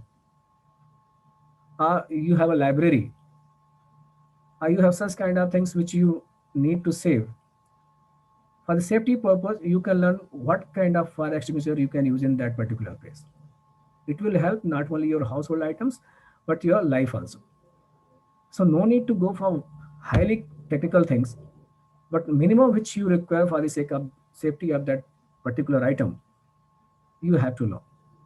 So technical capacity we have developed, and the most important one is functional capacity. How we can do it, how we can make others, how we can train others, how we can engage others so that it can be done in a better way. Then capacity to assess the situation and define a vision and mandate, especially when you are in remote area, when you are in a place where resources of government or other agencies may come very late, or it is also possible that you can get them very, very late, or not possible also sometimes. So what to do and how to do after assessing the situation of your area, that is what your functional capacity. Capacity to formulate policies and strategies, that what kind of things. I can simply tell you, in the colony where I am staying here, this is my resident. One day, suddenly there was fire in electric meters. Whole apartment, there was completely smoke, under smoke. And believe me, there was no sand also. Oh, we don't have firefighting machines, but there was no sand also. But after that, everybody started saying that we should have all these things, we should have all these things. And now with the pressure of the people, of the society, everything is there. So this is what we can develop. We paid for that also, yes, for these things we are ready to pay, and you have to arrange all these equipment so that we can get out of any danger at the time of dangers. So core competencies which we have to develop is, number one, we all must know what are the types of disasters, what are the kinds of disasters, especially in our own area. Then how it happens, how they may take place. What are the departments which can, what are the nodal agencies, what are the ministerial agencies or any local agency which can work on that. If not rules and laws, but anyhow, we must need consequences of both commissioned and omissions. What we can do and what we should not do. Do's and don'ts are most important at any situation. It may be during earthquake, flood, fire, We need to understand, especially do's and don'ts. So these are the things we must understand. Appreciation of the need of regular knowledge upgradation, as I told you. Anyhow, time to time, maybe in 1 year, 2 year, make yourself your own plan. That what are the things I have to upgrade, what are the things I have to learn. Whatever I have learned, I have to sharpen it. And in 7 habits of highly effective people, there is one more, that is sharpen the sharp. We have to sharpen our knowledge always. These are the elements which we need to develop our capacity. Education on prevention and responses. What are the things which may be vulnerable? What are the communities which are like near at the bank of the river? If any shanties is there, or the people are living there, huts are there, they will be more vulnerable during floods. So what are the vulnerable communities at the time of any disaster? We must know. What are the agencies working on that? I think you all know well that sometimes when there is any accident, people don't know to whom call. If they need blood, we don't know the blood bank numbers also. Nearby areas, blood bank, the people, those who can help you in blood, getting the blood, we don't know sometimes. So these are the relief agencies. We must have some numbers, contact numbers, or we must have some information. And I would like to request IT college principal, ma'am, please always try to go for mock drills, especially in the labs. If there is lab, people must learn something, go for the mock drill and how to save themselves at the time of disasters. We should prepare everything. And at the last, first aid preparedness. आज मैं उसी की बात करूंगा कि what are the things we have to prepare with the help of disaster kit and go kit. So this is the process of building your capacity. Identify what are the needs and what are the things we require, what are the things we have, resources. Accordingly, you plan yourself that yes, these are things we must learn and invest sometimes. Like today you are investing your time. It is not necessary that you have to invest money only. Sometimes you have to invest only time. And then try to improve, as I told you during accidents, people don't know from where to get the blood. So that is what, with the help of networking, you can easily get the facilities. Awareness, how to use the things, and then assess the outcome impact. These are the things we have to learn, and we must learn it. So let's come together, as ma'am ended her presentation, the saying that yes, let's come together. When we together, we get everything. But before coming together and doing something, I would like to say something else, because this college is a women's college. So let's something why we are talking these things. Is there any importance of this one for you? So in my thinking, I think you have studied, or people have told us study something about it, that mortality in women and women, you can say here, maximum. Children and elderly and women are the most vulnerable. Here you can see some more things. Women are 14 times more likely to die in disasters. Just I'm reminding you. More likely to lose access to subsistence farmlands. हटना पड़ता है अपनी जगह से. And I have seen this, increased sexual assaults.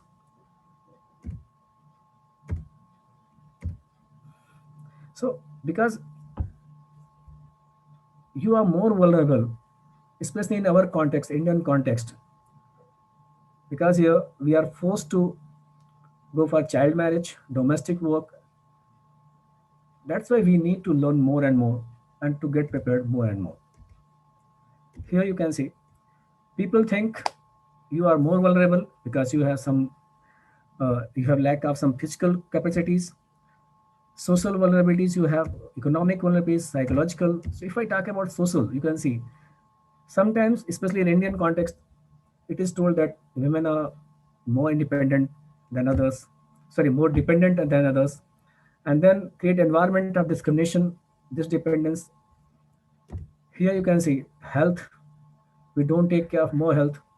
I think you all know at home what happens, who is given more a good diet and who is not. Here, nothing to say about that. Education gap also in education. Decision making, most of the decisions, because we have patriarchal society, especially in North India. So you know well how in decisions we are not involved. And then violence. Psychologically, if you think about, you are emotionally more attached to the families. That's why you have to face more problems. And loss of children affects women more. Loss of household goods and livelihood makes them helpless. Women are less aggressive and have less opportunity to express their emotions. So because all these things, disaster, any disaster may have more impact on them. Here you can see emotional reactions. Means if we talk about the emotional intelligence, there it may be less. So please take care of it. In future, if I get an opportunity to talk about emotional intelligence, really I am going to tell you that how to use your emotions. Here you can see is emotional responses. Shock 3%, but fear or their safety 66%. 66%. So if anybody has such kind of fear, do you think the person may live in peace? I don't think so. And it is not only one person's fault. The society undermines. While you can see you have more intimate knowledge of family and community life, but still what we say that you are not fit for disaster risk reduction. You are excellent risk managers. Yesterday I was listening to somebody, I think principal ma'am was saying, yeah, you are really excellent risk managers. At home you all are doing it. But still what we say, no, still you are undermined. You play really, and hats off to you all, active and creative role in coping with crisis situation. We fail sometimes, but you come up with certain solutions. But we should not, we don't take care of it. Most important role in caring the victims and recovering from disasters. I think when you go to any hospital, ward boy and nurses, and that's why I think we tell them, we call them sisters, because really they are sisters. They nurture us. They play such kind of caring role that they are never less than, you can say, sisters. So these capacities of women are not recognized and optimally utilized for reducing the risk of disasters. And here we are to just go ahead that, yes, we can. We can empower women in disaster reduction because you are the key role player. You are the person, women hold the family. You can say here, you are the main driver of family. You face more risk than us.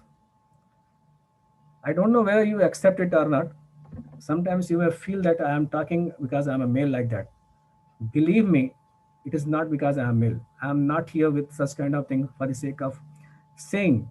I do respect women and I do take care of my family, my wife and others also. इतनी ही respect देता हूँ जितना मुझे देना चाहिए. And believe me, I think you all know, if there is a body, if human body is there, and if you pour into water, it will drown. But I don't know what happens, what thing goes away, that after death it comes up. It never floats.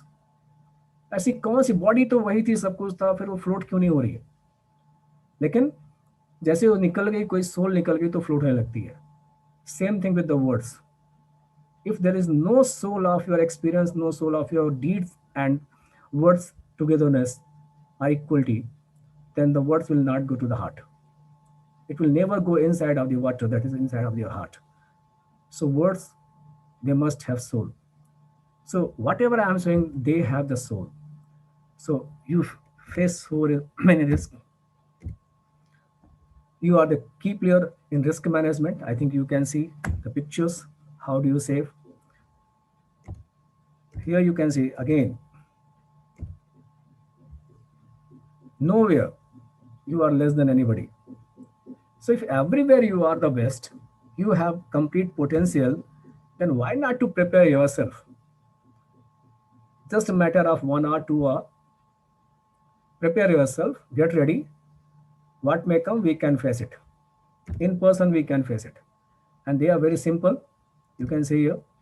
One thing you have to know, at your home, what are the things vulnerable, क्या क्या चीजें हैं जो problem create हो सकती है जिनकी वजह से, in the society, in the area, what are the disasters they may take place. Accordingly, you make a plan. And you have to assemble 2 types of kits, disaster kit and go kit. एक घर के अंदर और एक जब हम mobile हो जाए तब के लिए.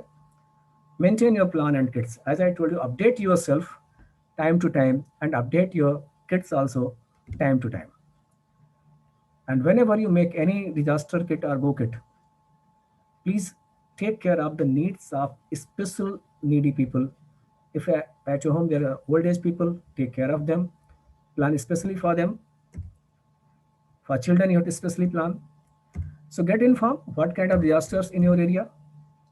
I think I don't think that anybody never goes to kitchen. So we all should get ready that about the accidents which may take place due to fire. It may at home or somewhere else. I think Wild and yesterday Dhawan sir has it. I think he informed something. So first find out what are disasters, know about them, then make a plan. Plan here. I would not like to say that you go for the outside planning. First, personal planning, then about your family. What are things you can do? What are things you need? Do's and don'ts. And then if you are working, then workplace planning. How to create plan? 72 hours survival plan. Keep in mind that if anything happens, how can I survive for 72 hours? Because anything may be late. I think it will not go beyond 72 hours. So plan for 72 hours survival. What are the evacuation routes? And most importantly, personal support network. Those who are residing in, living in cities, they are in nuclear families. So nuclear families, really they need sub network, because at the time of crisis, only your network can help you. And what are things you can, how you can get the services which are not available at the place, how you can get that, and your family contacts. If you have family doctor, please write in bold letters the contact number of that doctor and copy important documents you may need at the times. And don't need to forget, that is first one, basic first aid, how to use fire extinguisher. As ma'am told that, yes, I will tell you some on how to shelter in place, kahan jaake rukna hai, kahan bachna, where your evacuation notices come from. I think if you are in the society, you can rely in some groups which are really working for the society. So these are things you have to learn. If you have radio, especially any special disasters, then that may work. But we all have televisions. I would like to request you all to please take a pic of this. Types of fires, class A, B, C, D, E, F, and what kind of fire they may call. Wood, paper, class A, combustible materials. Flammable liquids, B. Flammable gases, class C. And the last one is cooking oils, F. You need especially when you are in kitchen. This is fire extinguisher. I'll share one video with ma'am, and afterwards, maybe at the end, sometime, it will be played. So fire extinguisher anatomy. Its first one is there's a lever. You can see here. One discharge nozzle here. This is discharge nozzle. So Here you can see here, this is pressure gauge, which we have to understand before using it, that whether it is in green side or red side. If green side, then you can use it. Handle is there. Then coming to this, how to select the right fire extinguisher. For ordinary class A, but for a special one you can see for class K, cooking such as vegetables, animal oils, fats, etc. And especially for the electric fires, maybe near the computer labs, class C.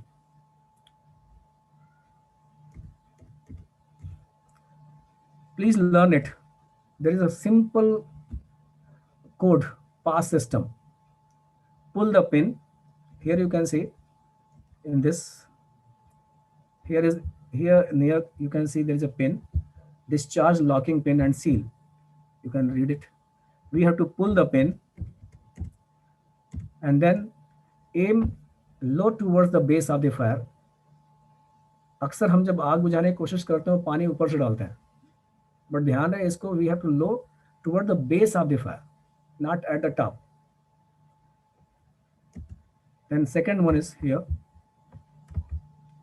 Squeeze the lever slowly.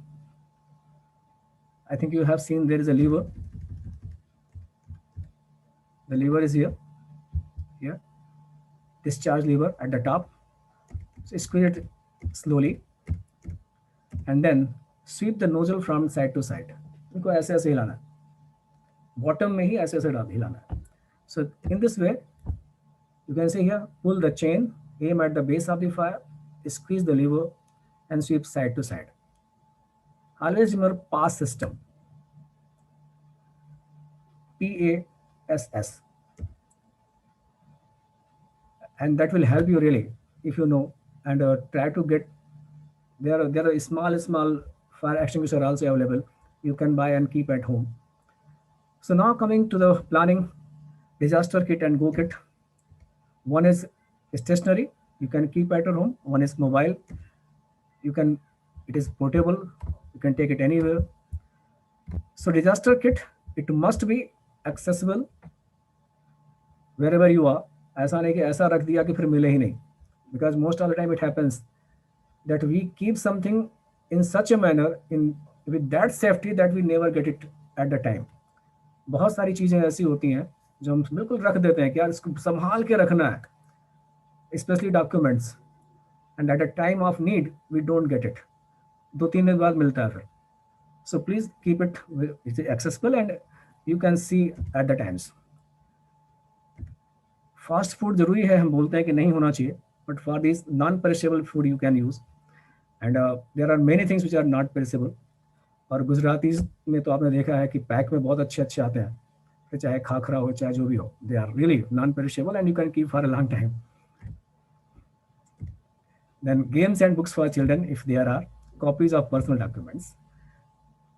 Yeah, we have mobiles, but you cannot rely on mobile. So try to have one small battery operated radio. Not flashlights, but anyhow, we must have one torch. Over the counter medicine, जो आपकी ज़रूरतें हैं, extra हमेशा रखें, कम से कम 15 days का. First aid kit, normal चीज़ें like any antiseptic, then cotton and so on. Clothes required one, and as per the season, blankets also you have to, because when you update it before winter, you have to update and keep the blankets also. Nowadays we need sanitizer and personal care things. Sanitizer ये हमेशा से रहा है, हम use नहीं करते थे, but if you go to some hospitals like Sankar Netralaya in Chennai or somewhere, they will always recommend you to use sanitizer before any use of any kind of medicine. So plastic sheeting, duct tape, sheltering paste. So this is the thing which we need. And at the last, in red line, cash. It is possible that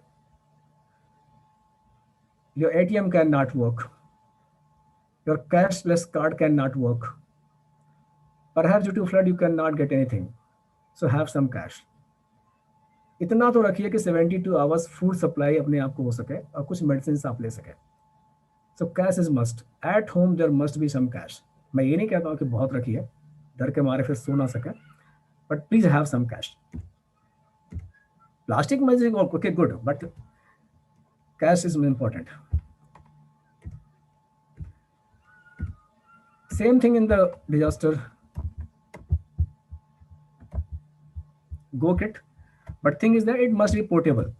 आपने जो रखा है अपने पहले kit में वही गो kit में रहेगा, बस कुछ चीजें आपको हटा देनी है जो कि हैवी है, जिनको मूव करना मुश्किल हो जाता है. एक चीज जरूर लेनी है, इसमें ऐड करना है, दैट इज बेडिंग. और बेडिंग नहीं भी रख सकते हैं तो कम से कम whenever you go on any journey, in journey also you keep minimum one bed sheet. एक बेड शीट तो जरूर होनी चाहिए, चाहे आप किसी भी तरह की जर्नी में जाते हो, चाहे वो एयरप्लेन की हो या फिर ट्रेन की हो या बस की हो. Always have one bed sheet in your bag. At any time you may need. Once it happened that I was traveling to Bhopal and there was tank leak. जो बस का टैंक था वही लीक हो गया. तो आफ्टर 24 hours वो tank बन पाया और रास्ते में कोई और बस नहीं मिली हमें. तब याद आया, तब समझ में आया कि yes, bedding is very important. Minimum one bed sheet, be practical, minimum one bed sheet is important. Again cash होना ही चाहिए, बिना उसके सर्वाइवल तो बहुत मुश्किल है. And then comes here how to maintain it. Practice, regulate and update your. And third is what, change items in your kits every 6 months. As I told you, every 6 months or before other season. When new season come, you can change it, you can update it. And update your outside contacts also, that yes, what are things you have, especially those who are in your network, and what are things you can do or they can help you, how they can help you. आसपास के neighbours को जरूर plan में रखिए. जैसे मैंने कहा ना कि they are the first relative, others will come later on. So neighbouring people जो है, क्योंकि specially in cities we don't take care of, हम तो कभी मिलते भी नहीं है. So please don't do like this. If you are acquainted with them, familiar with them, they will help you at the times. And few things are here with additional special needy people. I will not go in detail with this, but these are important one, and I will share, it will help you. If anybody is like that, visually impaired, so complete different items are here which you have to take care of. नहीं है तो जरूरत नहीं है.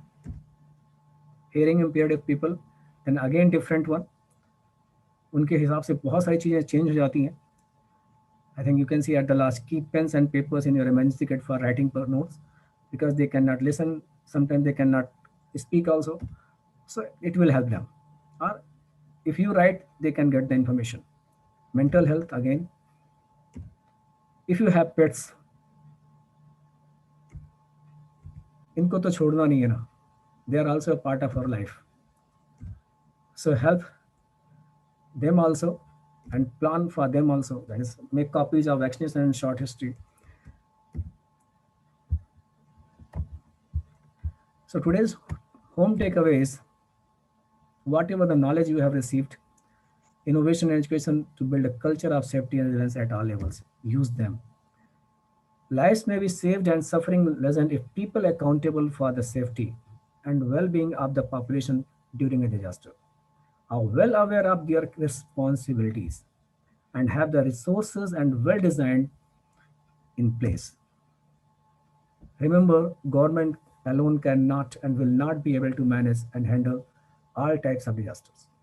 With its machinery, without active participation by the people of any country. So we are the people of country, and it's our responsibility. First, be self-reliant, Atmanirbhar, and then help others. And especially for you, as a woman, you don't collapse because the world around you collapses. You keep going. So with these words, wear a mask, clean hands, and keep social distancing. And save yourself from this pandemic COVID-19. Thank you everyone. Thank you, sir. Thank you, Dr. Sanjay, for covering the important aspect of community capacity building, specifically in the times of COVID-19 and community being the first responder in any disaster. Self-regulation and self-preparedness is important for any kind of unexpected event. You rightly said that we have to be ready always. Failing to plan is planning to fail. And that was the message of your talk, that community-based disaster preparedness is very, very important. We don't become experts overnight, but certainly can become disaster champions through regular practice. Positive attitude is very important. It helps improve our resilience towards disasters. We cannot depend upon the governments for everything. You talked about technical and functional capacity, core competencies of capacity building, personal preparedness, mock drills and first aid. Your talk about DM kits and go kits for 72 hours survival, that is very, very important. How to use fire extinguishers, you talked about. Social, economical and psychological vulnerability of women, gender discrimination in disaster risk management, gender and disaster risk reduction. Honorable Prime Minister gives emphasis on this special aspect through his point 4 of 10-point agenda on DRR to enhance their participation in DRM and bring forward their leadership skills in this sector. At the same time, we need to give special attention to the disadvantaged groups of our society and our community preparedness plans. Thank you so much, Dr. Sanjay, for your wonderful. Thank you, sir.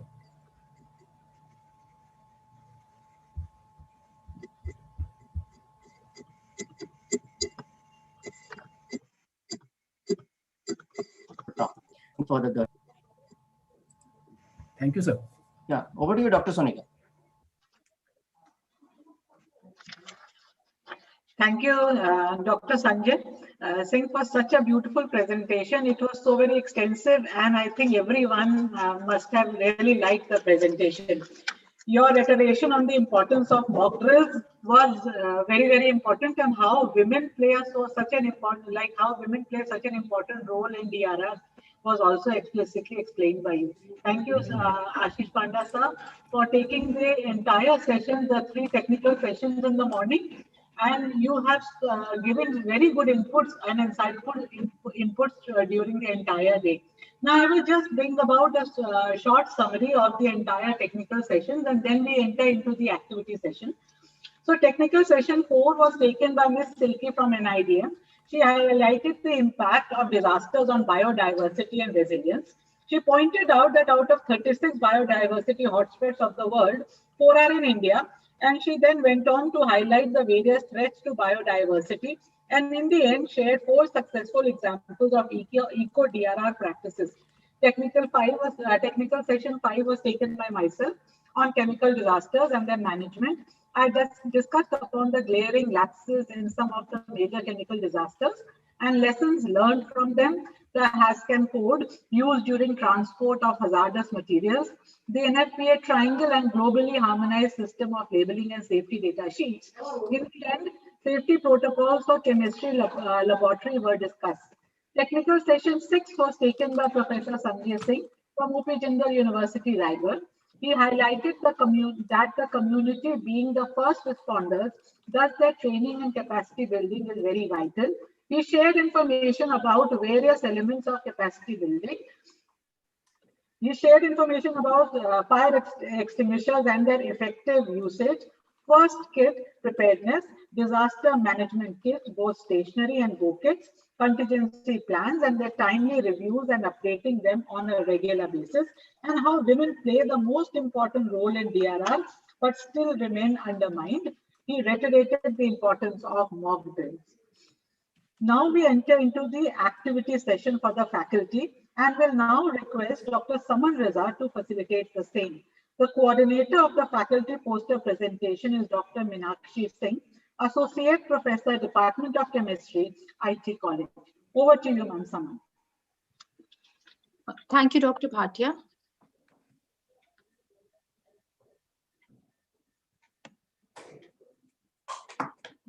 A very warm welcome to all the participants to the faculty poster presentation on the theme Disaster Risk Reduction and Management. Judges for this session are Professor Anil Gupta, Professor at National Institute of Disaster Management, Dr. Meenakshi Singh, Associate Professor, Department of Chemistry, Isabella Thoburn College, Dr. Sonika Rajan, Associate Professor, B.Ed Department, Isabella Thoburn College. The criteria of judgment are design, presentation, originality, clarity of thought, and adherence to the time limit.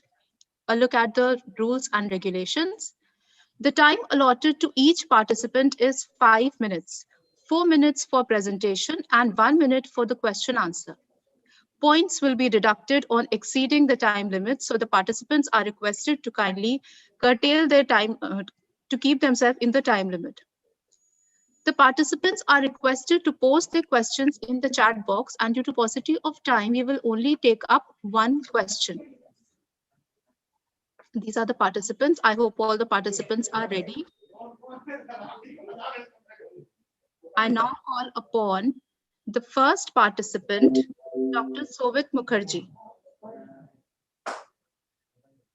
Dr. Mukherjee? Ma'am, am I audible? Yes, you are audible. Good afternoon. So, can I share my screen? Yes, please. Okay, okay. Thank you, ma'am.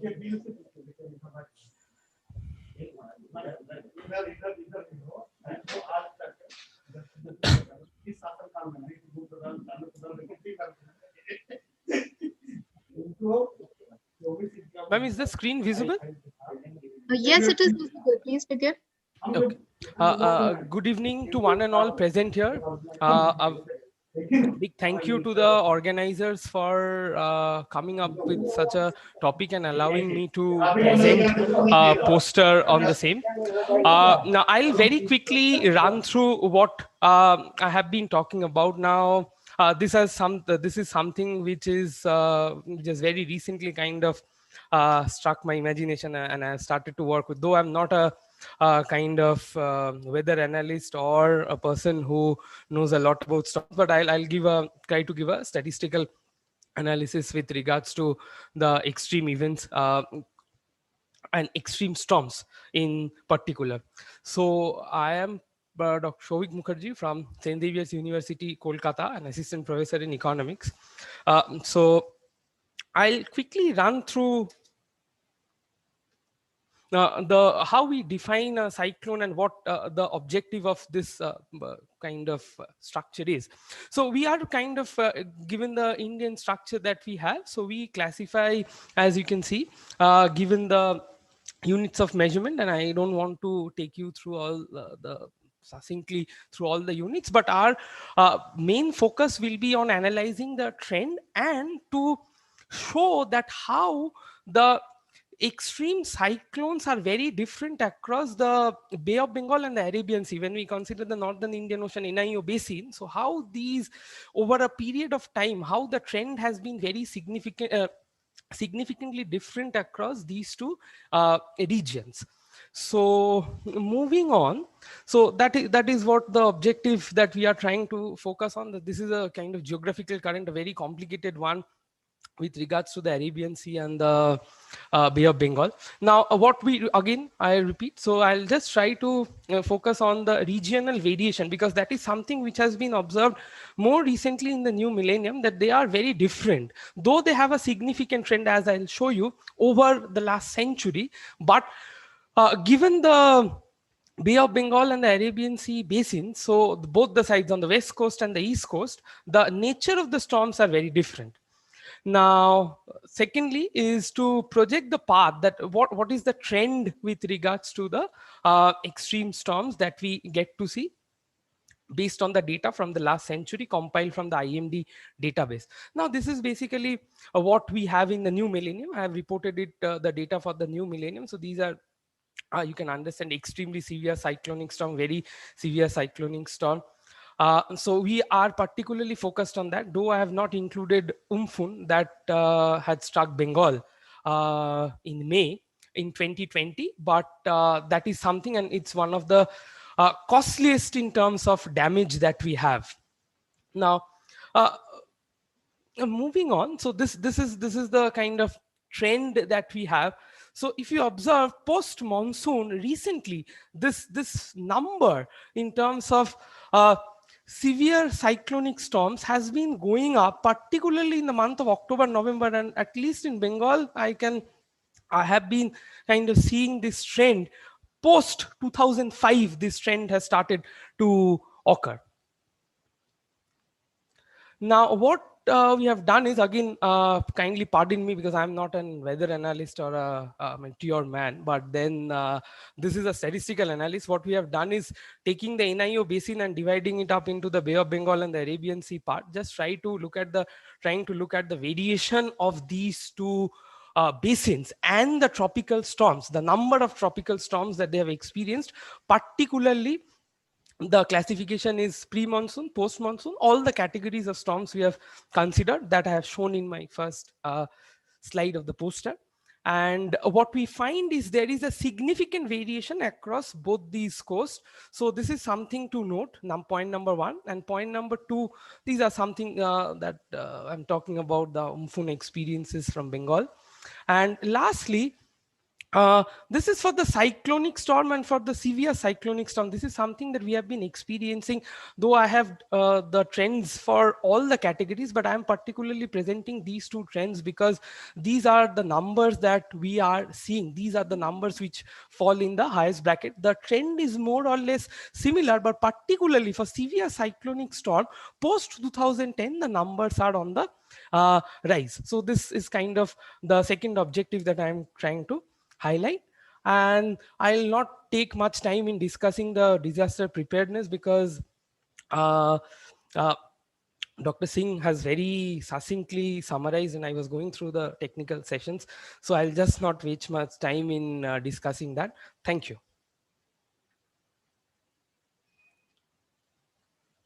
Thank you, Dr. Mukherjee. Thank you, Dr. Mukherjee. Do the judges have any question? Dr. Mukherjee, what accordingly should be the strategy to avoid the disaster that has been caused by the cyclone? Can you suggest any such strategy that should be adopted? Ma'am, with regards to the, at least what I have seen in the past few months when Umphoon struck Bengal, at least with regards to that, and because this was a double-sworded affair. One hand we had COVID, and on the other hand you had this mass displacement because the Sundarbans, that side, the coastal Bengal area got severely affected. Now, I would kind of definitely try to highlight two aspects. First of that, I definitely appreciate the concerns that the government has shown with regards to the pre-cyclone hit to inform people, evacuate people out of the danger zone and the eye of the storm.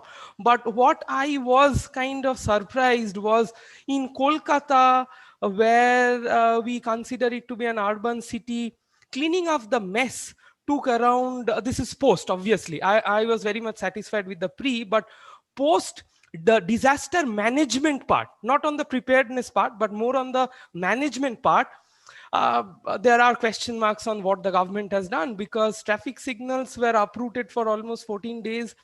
Power in large parts of the city could not be restored back. It was after 10 days when the last pocket got restored. So I would suggest that at least on the preparedness front, we are much ahead. But when it comes to policy prescriptions as to how to manage the aftermath, there are kind of issues and serious question marks on the same. Okay, thank you. Thank you very much. Thank you, ma'am. Thank you, Dr. Mukherjee. Now I call upon the second participant, that is Dr. Shweta Agarwal. Dr. Shweta Agarwal.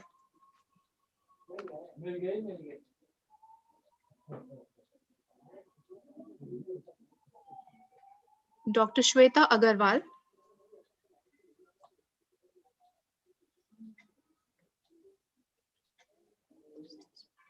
Is Dr. Shweta Agarwal here?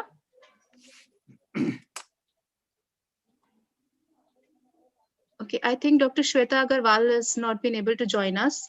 So we move on to the next participant, that is Dr. Neelam Kumari. No, Dr. Saman, she is here. Dr. Shweta is already here. Dr. Shweta. Okay, so we'll come back to Dr. Shweta Agarwal. Please begin. But you are muted, Dr. Shweta.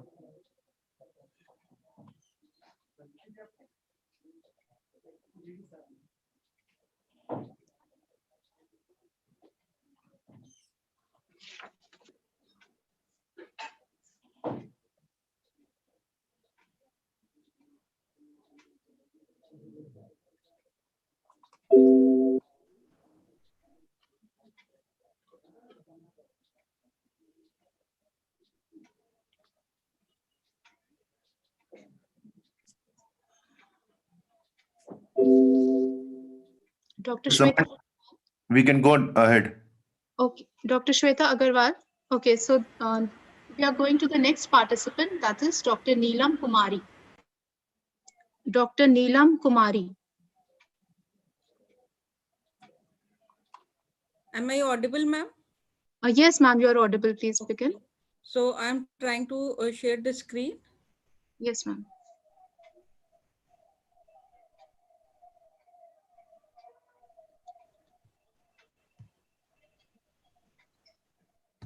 Dr. Neela ma'am, kindly open your video. Yes, she has begun.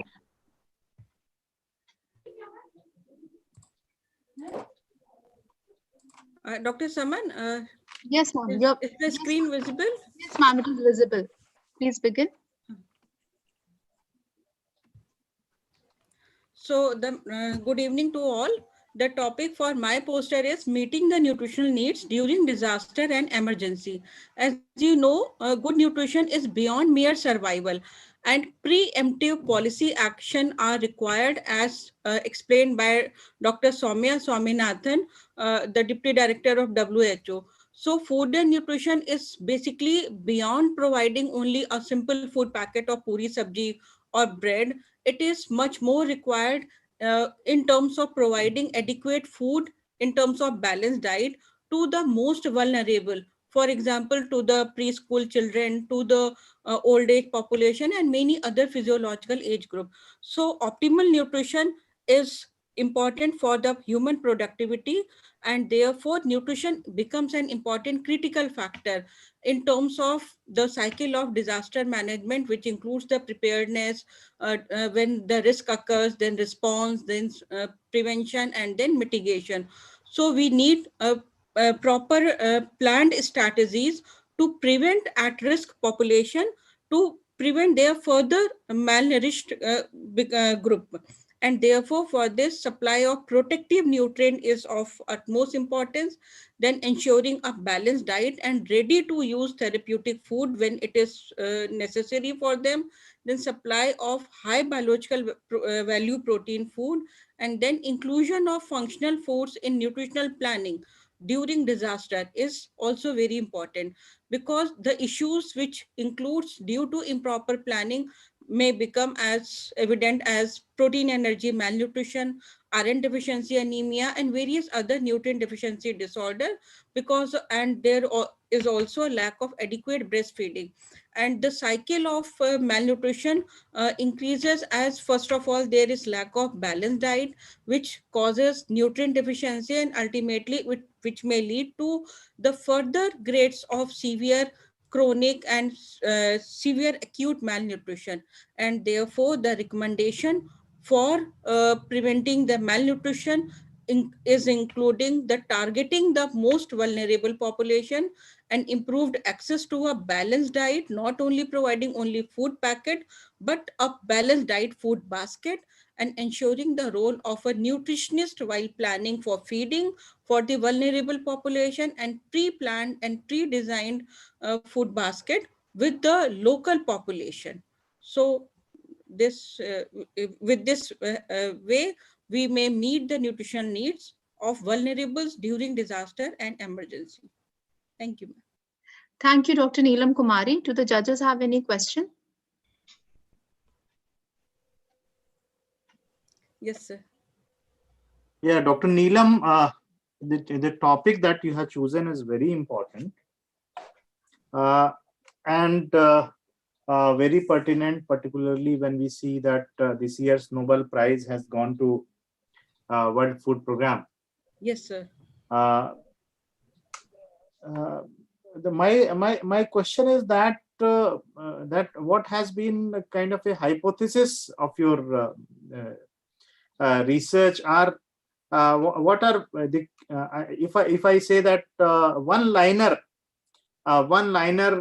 message that you think your research or your presentation want to give, because generic discussion has been there, but what is the one-liner takeaway from your side? Sir, provision of balanced diet to the vulnerable population, not only giving the puri sabji or bread packet. So provision of a whole balanced diet, including the protective foods for providing the micronutrient, and also the provision of milk and other nutrient-rich groups to the population groups.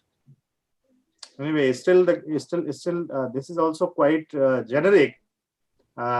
Just you are saying that conventional food and what other food and other food. So anyway, you tried to answer. So let us move to the next speaker. Thank you. Thank you, sir. Thank you, Dr. Kumari. So the next participant is Dr. Anima Jamwal. Dr. Jamwal.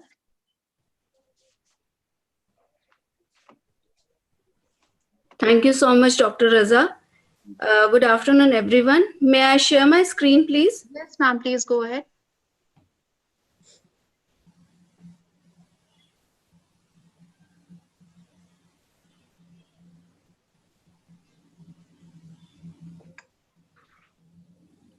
We also request the participants to please turn on their cameras so that we may see them when they're presenting.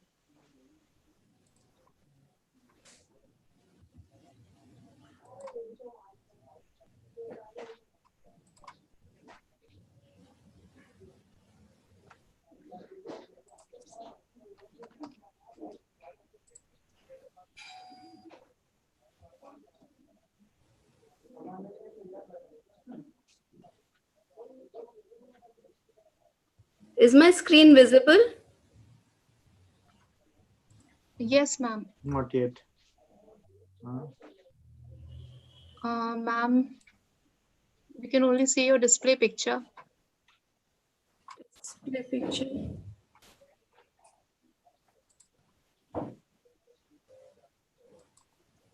Is it visible now? No, ma'am, not yet. Ma'am, we are only able to see your DP. Okay. Zoom DP. So if there is any issue, you can email to me or like you can WhatsApp me. Okay, like, sir. And Dr. Saman, you can carry on with the next one. Okay, sir. I'll just email it to you. Yes, please. And Dr. Saman, you can All right. move So on. in the time being, we'll move on to the next participant. That is Dr. Tripura Sundari. Dr. Tripura Sundari.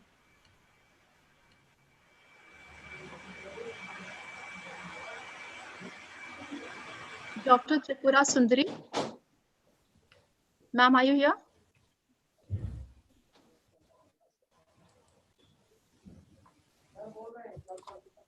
Dr. Tripura Sundari.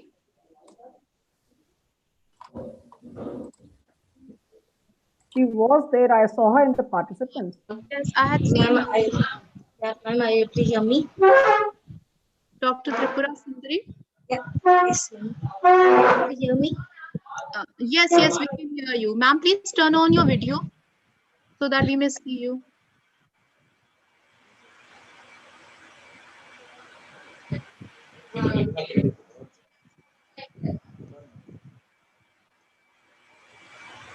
I think some network issues over here. Yes, ma'am, you are visible now. Network issues here. Ma'am, you may begin now. Presenting it, ma'am.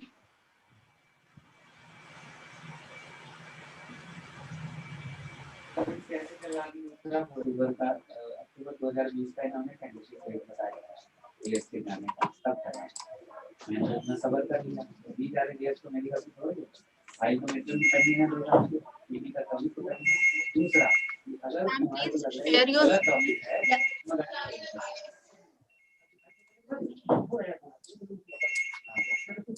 Last में try और consideration in very individual situation that is forwarding हाँ किसको like हम पे देखो sir एक तो presentation I है दूसरी बात NIDM ने भले ही कोर्ट में MHA को सपोर्ट कर रहा है फैक्ट मगर ये कि 21 लोगों का Is it visible, ma'am? Yes, ma'am. Good evening for the panelists and The participants over here. Let us move on to the next slide. My topic over here is environmental degradation or disaster and its impact on Indian economy. So I'm just today, what I thought is I'm just giving only the data visualization technique.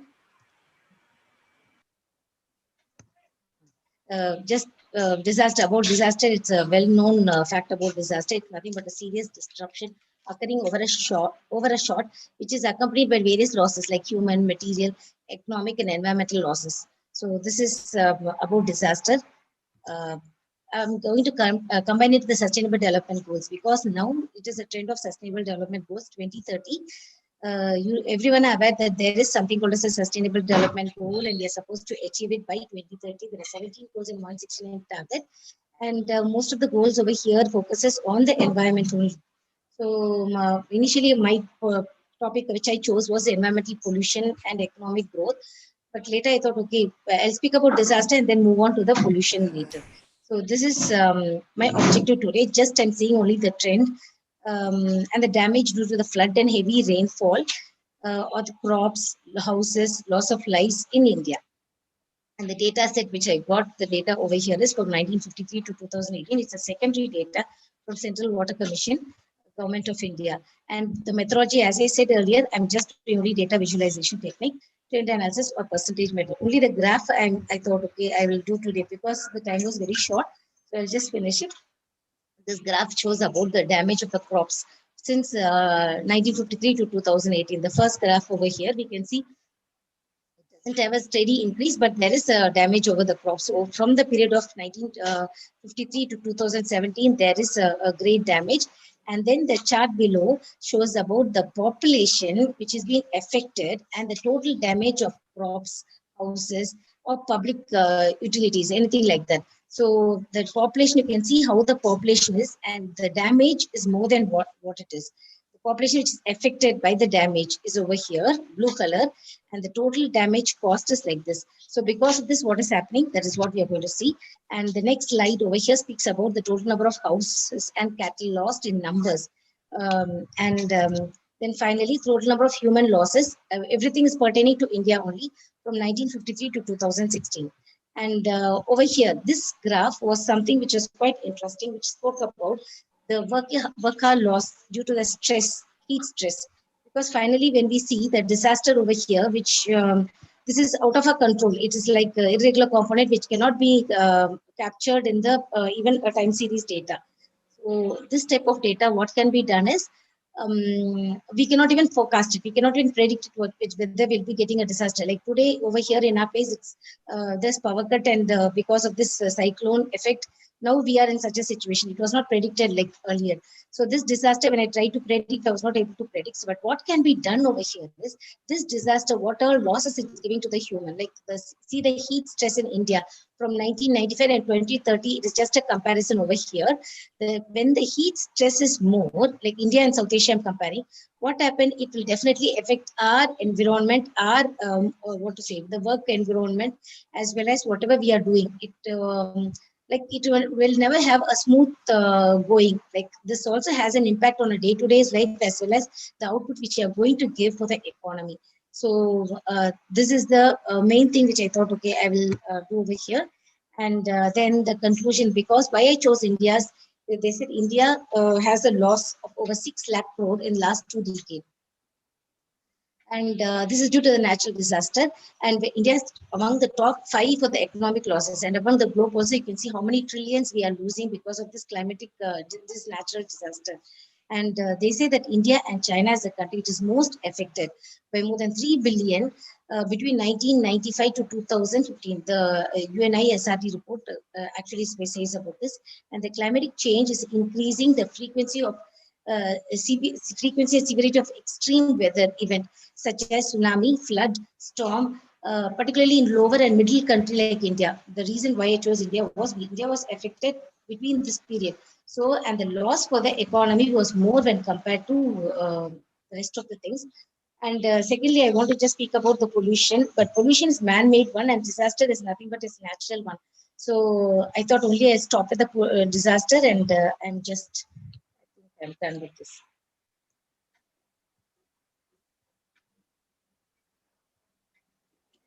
Thank you, ma'am. Do the judges have any question? Dr. Tripura, I would like to ask that you have Tripura. Yes, one mentioned that the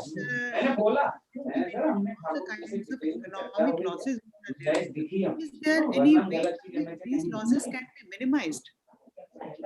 Losses can be minimized, ma'am. That was what I said. If it's a man-made disaster, means there is a chance we can do something. Like actually, someone said yesterday, we are after the LPG 1990, India has to grow. So deliberately we are getting into this LPG.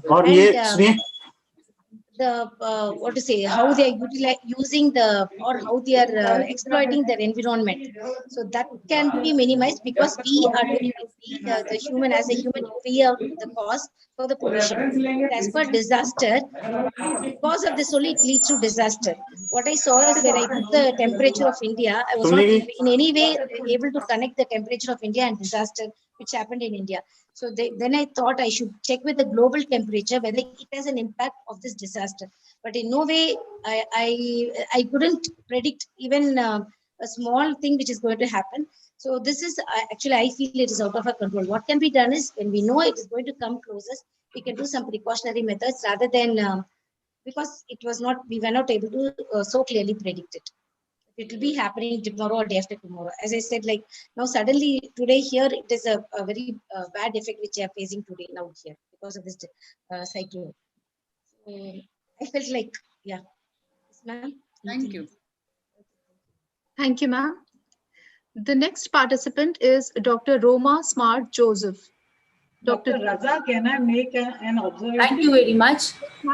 And Dr. Raza, I'm making an observation. See, this is a poster competition. So judges, please note if the number of slides are more than 2, then some negative marking needs to be done because it is a poster competition and not an oral presentation. Thank you, ma'am.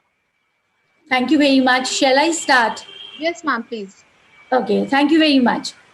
फलक को जिद है जहां बिजलियां गिराने की, हमें भी जिद है वहीं आशियां बनाने की. जब तक आप इस शेर को जज्ब करें, शुरू करती हूँ अपना poster presentation. That is all about depicting the implementation and adaptation of blended pedagogy, blended strategy of working and learning, which has been seen in, especially in this pandemic that is COVID-19. Earlier, right from 2010, 11, 2011, 2015, we have been watching that technology is playing a very important role. It has provided us the flexibility, the creativity, the resourcefulness, and the resilient solution to overcome the disastrous and awful effects of various disasters. You can see various type of disasters here, which I have been talking about. We have been talking about all this type of disaster for last 2 days. And now we have seen that how technology has taken over. So it is the technology, the adaptable technology, purposeful of the meaningful blend of the traditional and routine work with that of online learning and work culture, which has made us, able to take our work and learning from home. And it is not only in India, but the entire globe has been using technology, using various media resources. You can see this interactive mobile, this presentation here, which talks about the various methods and resources of communication, whether it be a Facebook or be a WhatsApp, or it may be a blog, or it may be a YouTube channel. You can see all various resources and their links out here. That's how the work culture has been influenced to support the sustainable development even in this crisis and prolonged emergency. You can see it all here. Just to depict one, I would like to click on the blog we have, and we have taken all these preparedness, these measures of blended learning, which could help us taking our classes online. You just click on any part of it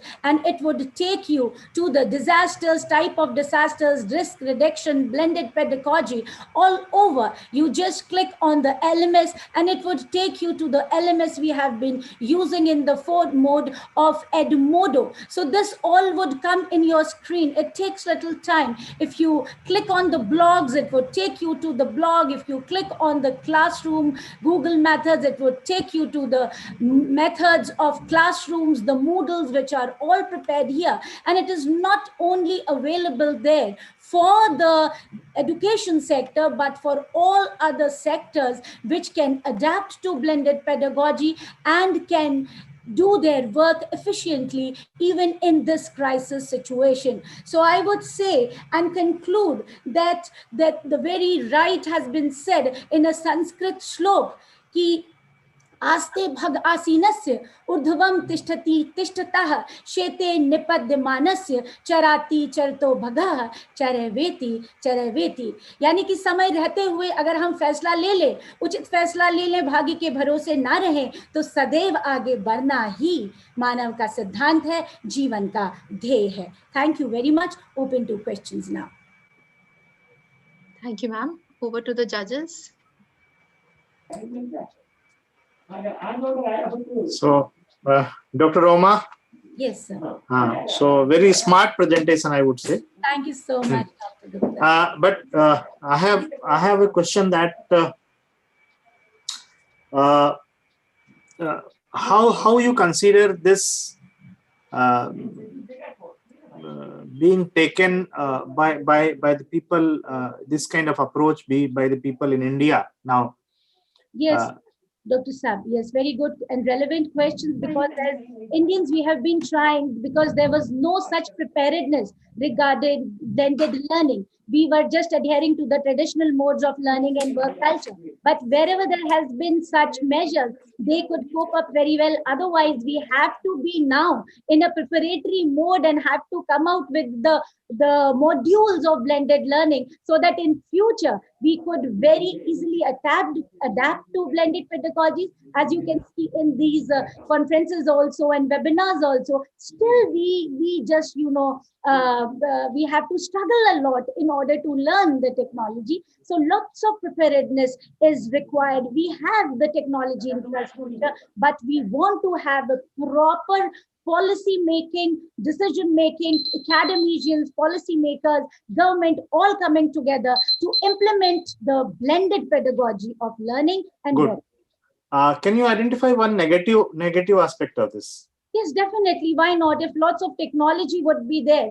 First of all, if you want to know in technology point of view, there would be a lot of heat generation as such, because that would add to the production of heat. Then there are various physical impacts also, if technology not used meaningful and purposeful, because it would affect your eyes, it would affect your ears. Thank you so much. All right. Thank you. Thank you, ma'am. Thank you, sir. Now the next participant is Dr. Anupama Srivastava. Dr. Srivastava. Yes, thank you, Dr. Saman. A very good evening to everyone present here. Can I be allowed to share my screen? Yes, ma'am, please go ahead. Okay.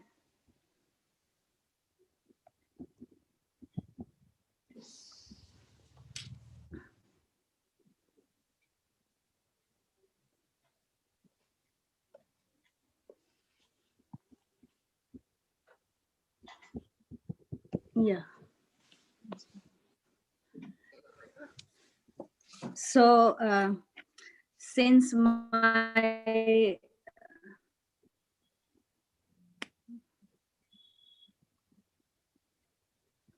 this is the main topic of my poster, mainstreaming disaster risk reduction into developmental activities. Since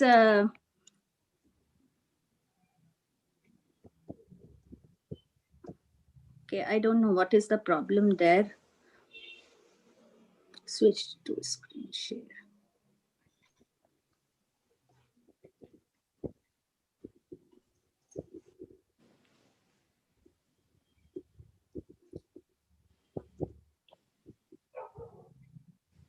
Now you can share. Just a second. Huh?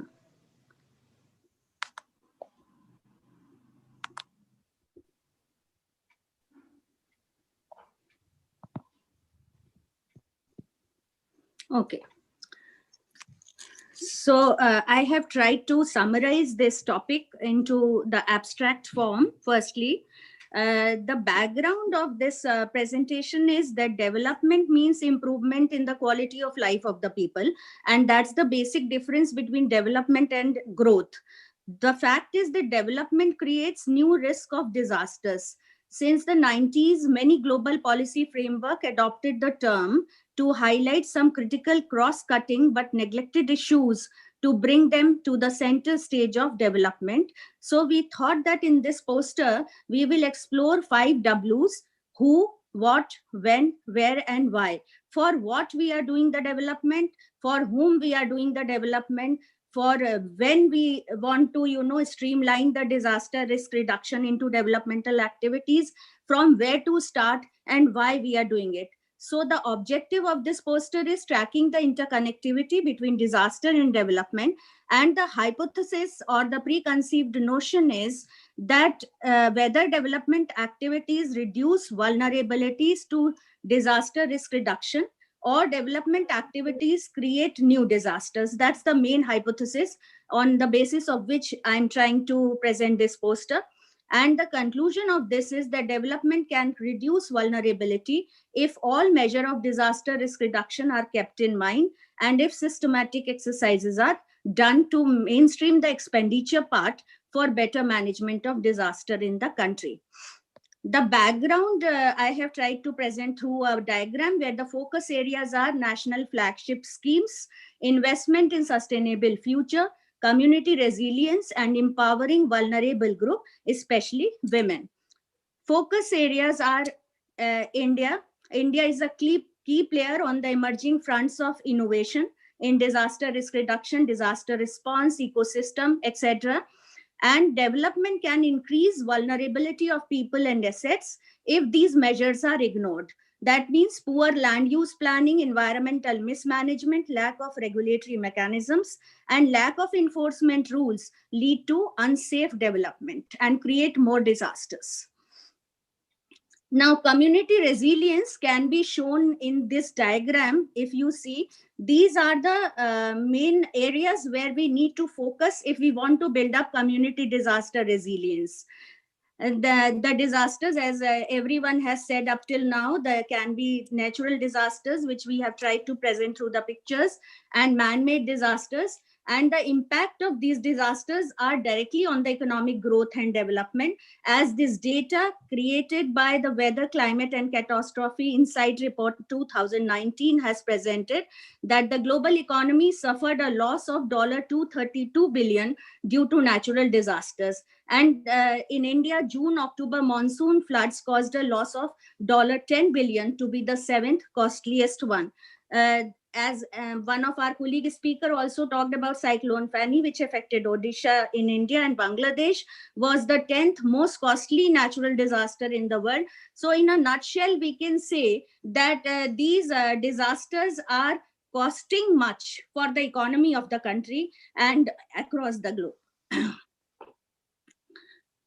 Now this diagram, structure diagram, is talking about the meta-analysis between the natural disasters and the GDP per capita, which is gross domestic production of the country. And it is showing that climate change occurring through heat waves or floods or natural disasters is eating up the country's domestic product too, as Intergovernmental Panel on Climate Change has warned. Also, the World Economic Forum and the United Nations have also projected the biggest environmental and economic risk for the world ahead. Then I have tried to depict the role of government institutions, NGOs in handling disaster risk reduction. And I have tried to present certain agencies, international organizations, and also national organizations like Nidm, FRIs, who are working and bringing government partners and community together to reduce disaster risk and losses. Sustainable Development, or the SDG Goal 11, which talks about 5 Ps, people, prosperity, peace, partnership, and planet. If we work together, we can achieve a sustainable future.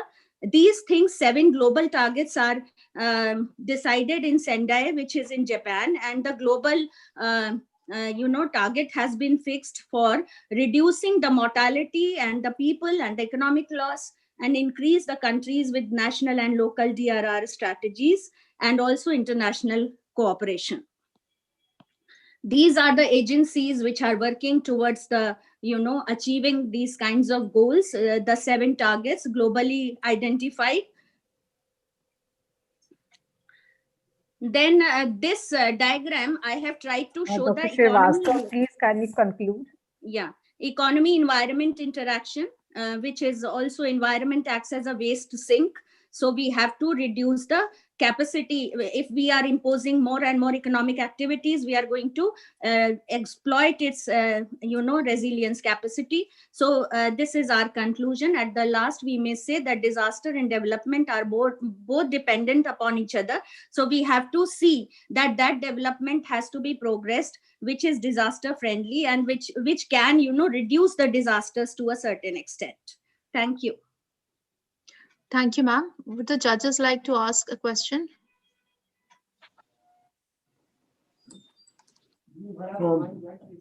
Very interesting presentation by Dr. Anupma. Thank you, sir. And I think there is a lot more insight now between the interlinkages of environment, society, and disasters. As Yes. Globally now we are talking about the greening disaster response and relief also. Yes. That how we reduce the environmental burden of disasters. So that is a new area. Yes. Yeah. So good. Green GDP we are talking about, Yes, which is an yes, indicator of yeah, economic yeah, growth. Yeah, very So, interesting. sir, thank you for collaborating with us as IT college, and Thank you, we'll thank you. definitely look for more collaborations. Thank you so much. Dr. Sonika. Thanks, sir. Dr. Sonika ji, actually I have a scheduled meeting from 5 p.m. So I would request I can understand, sir. you to please allow me to switch to another meeting, and then I would request that you can take my responsibility and my role of judge. That is a very difficult task with the kind of humongous experience which you have. Yeah, I understand, but I'm sure that you would be able to handle, because that is an international meeting. I have to switch because 5 p.m. we are starting. So one request can I make? If Mr. Panda is available, it will be better if he is here in place of Yeah, I will request Mr. Panda, Ashish Panda ji. हाँ sir, good evening sir, I am present. हाँ आशीष जी हैं। आशीष जी आप ये मेरे से sheet ले लीजिए, आप कर दीजिए थोड़ा, है ना। हाँ ये इसको professor Gupta, professor Gupta for accepting our request. मैंने बोल दिया, आशीष जी को बोल दिया। जी मैंने ठीक है सर, थैंक यू। आपके इंसाइटफुल इनपुट्स और आपको वास्ट नॉलेज और एक्सपीरियंस हमें मिला। Thanks a ton. Thank you and I will be talking to all the delegates again. Thank you, sir. Thank you so much. So we welcome Dr. Panda. Yes, Dr. Panda. Good evening, madam. Joining us, Dr. Panda. So we'll continue the session. Yes. The next presentation is by Dr. Rachna Mishra. Madam, I am started. My skin shared. Hello. The next is by Dr. Rachna Mishra. Oh, sorry, madam. Good evening, everybody, and thank you so much. Just give me a second to share my screen. Sure, ma'am.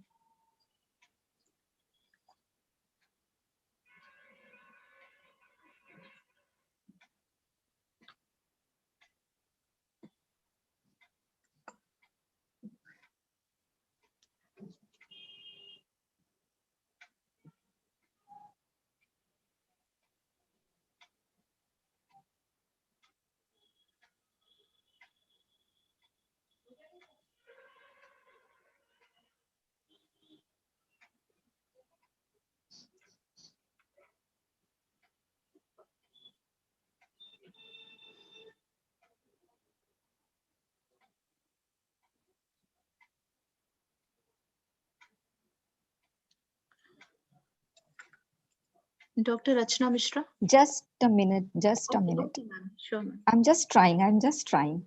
Yes, ma'am.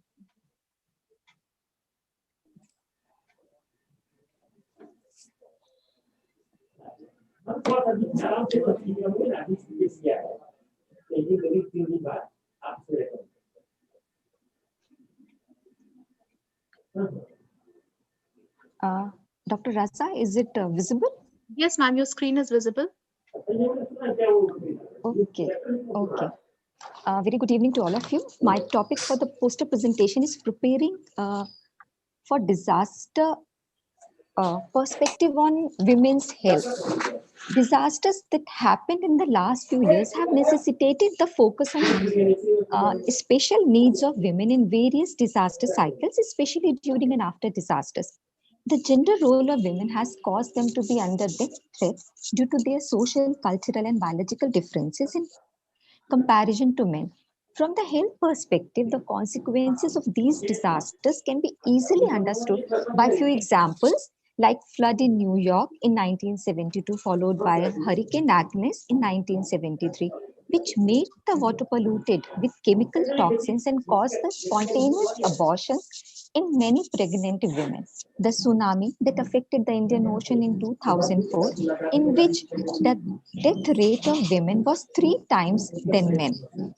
Another example, in 1984, Bhopal gas tragedy, one of the world's worst industrial disaster, left more female survivors with functional disabilities. They also gone through various forms of violence, sexual abuse, harassment, and continued mental trauma.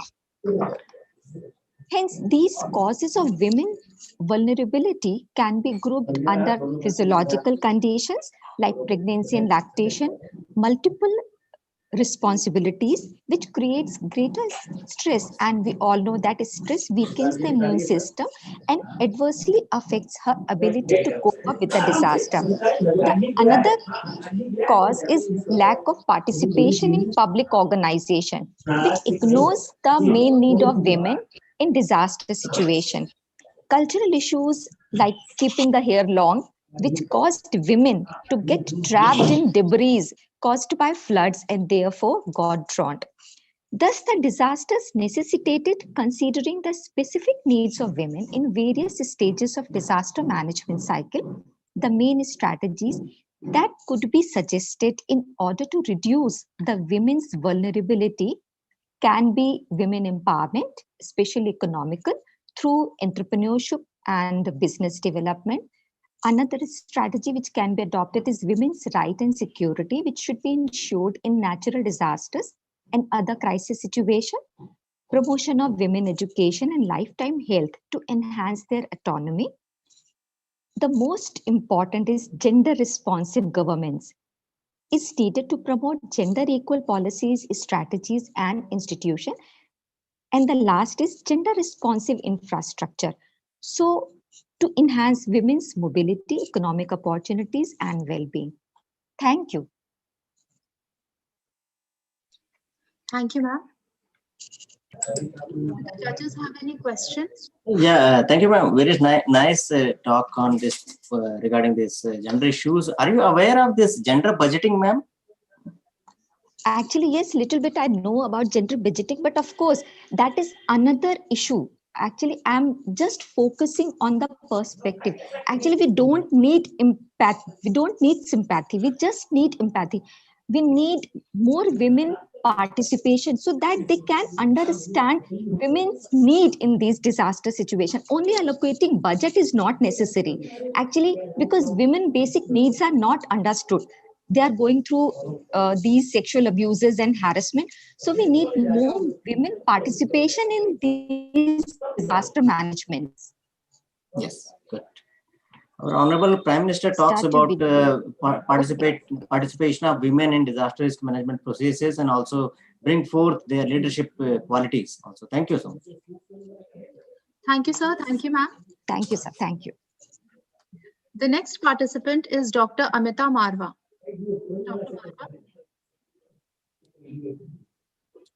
Am I audible, Dr. Saman? Ma'am, you're audible. Just a minute. Yes, ma'am. Yes. Okay. Dr. Lawrence, can you kindly share the poster?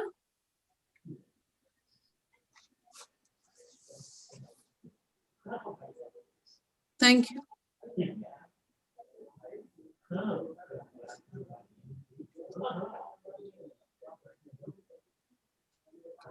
Yes. Good evening, all of you.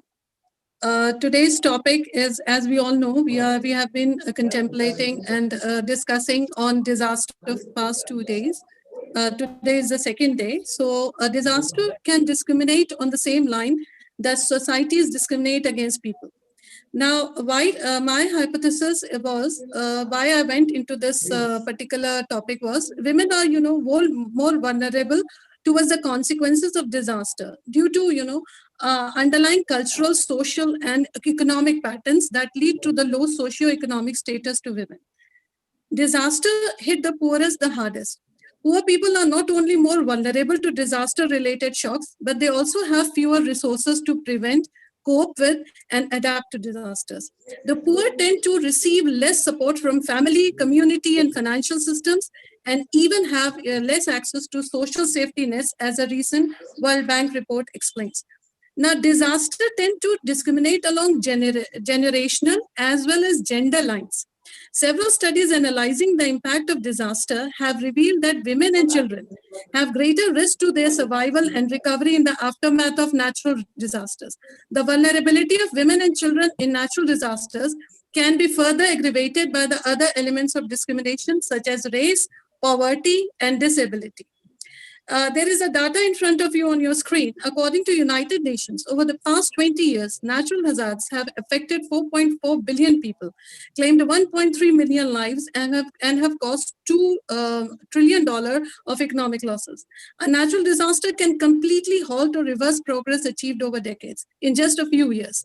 And disaster not only destroy assets and lives, but also prior development efforts.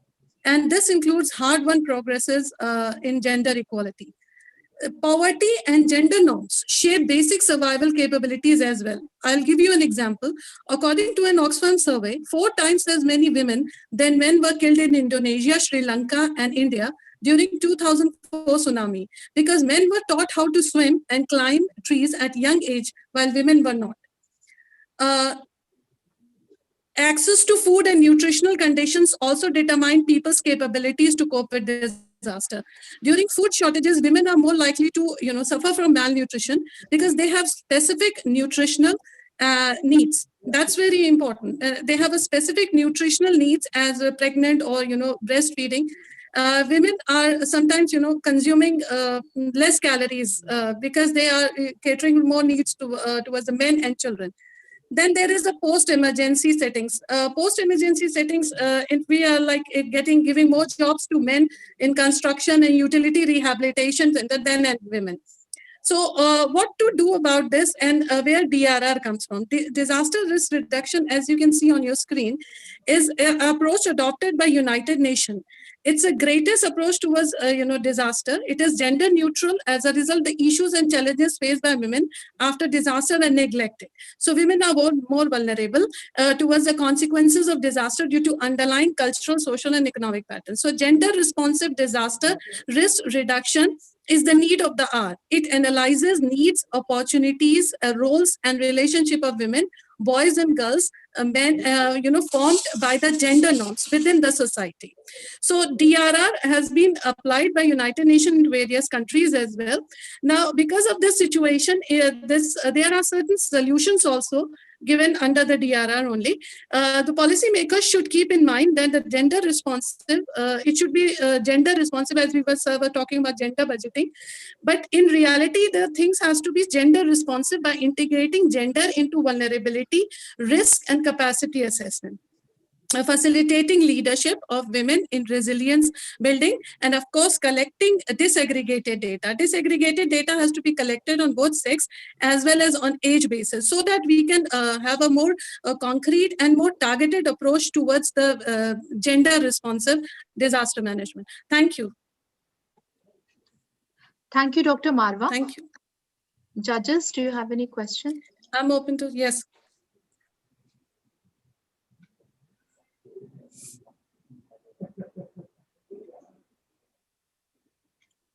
Dr. Marwa, the policymakers are there, but what is our basic responsibility? Our basic responsibility, I totally agree with Dr. Mishra. I think absolutely. I totally agree with ma'am. It has to be an empathy, and the social norms also needs to be changed, ma'am. Bringing there is a gender discrimination going on. As I said, my hypothesis is basically to connect disaster with the social norms and the society. So that norms has to be changed. Like I said, that men were taught to swim and climb trees earlier, and the women were actually not. So that was the consequence was that 4 times the women died than as compared to men. So I think we need to change our perspective towards girls. We can do that as an individuals and as a society. Thank you. Thank you, ma'am. Thank you, ma'am. The next participant is Dr. Usha Rani Singh. Dr. Usha Rani Singh. Good evening, ma'am. Good evening, ma'am. May I share my screen? Yes, ma'am, please. Please open your video also.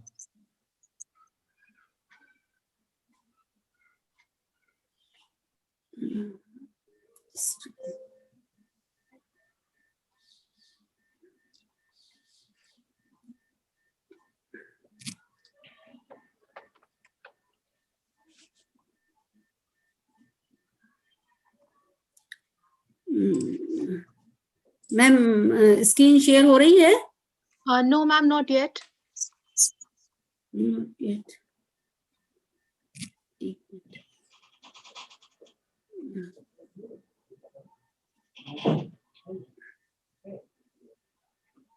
Raza ma'am, ये poster आपके पास भी होंगे, आप शायद चाहें तो share कर सकते हैं, आपके पास होंगे शायद ना? No, we have not received the posters. Okay.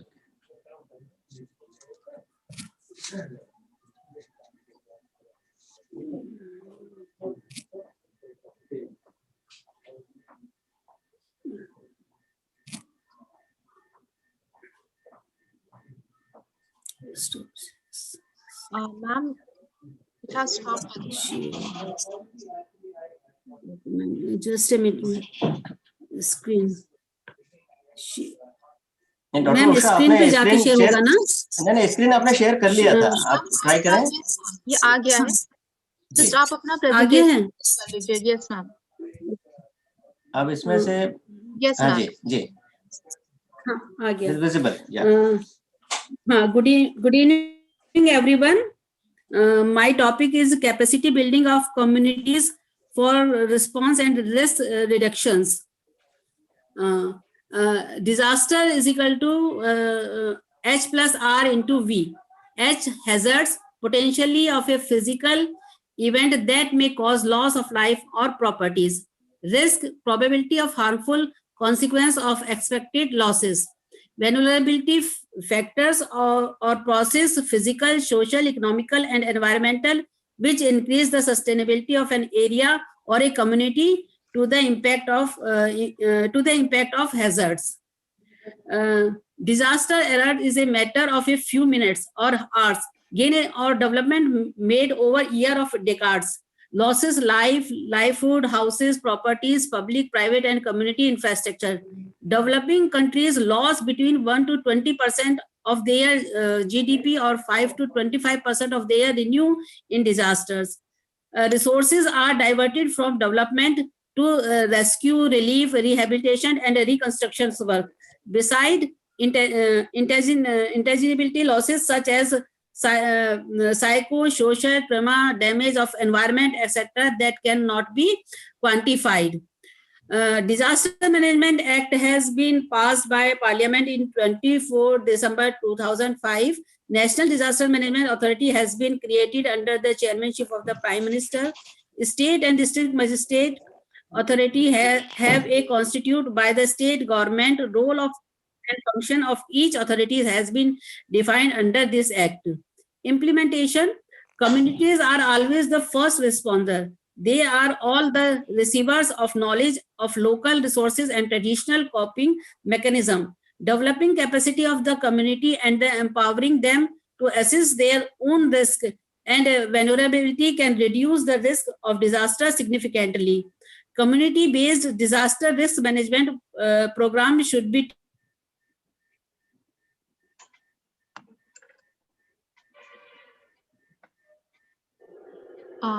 Ma'am, you're not audible. We can't hear you.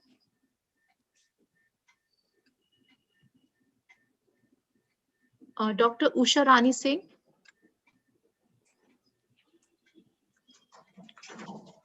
Dr. Usha Rani Singh, we cannot hear you.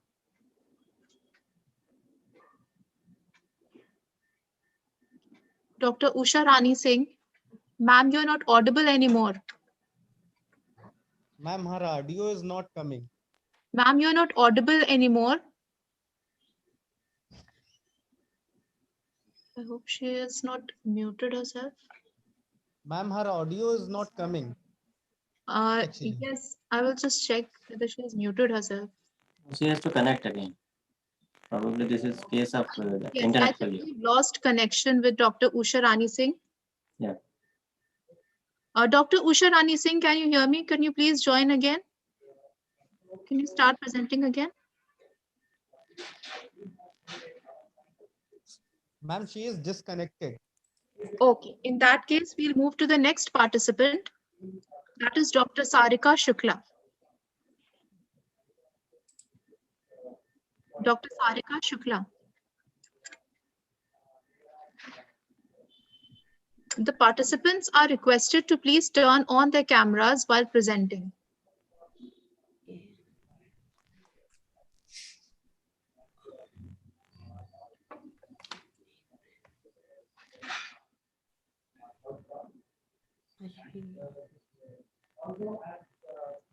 Dr. Sarika Shukla, please turn on your camera as well. Yeah, just give me a second. Okay, ma'am.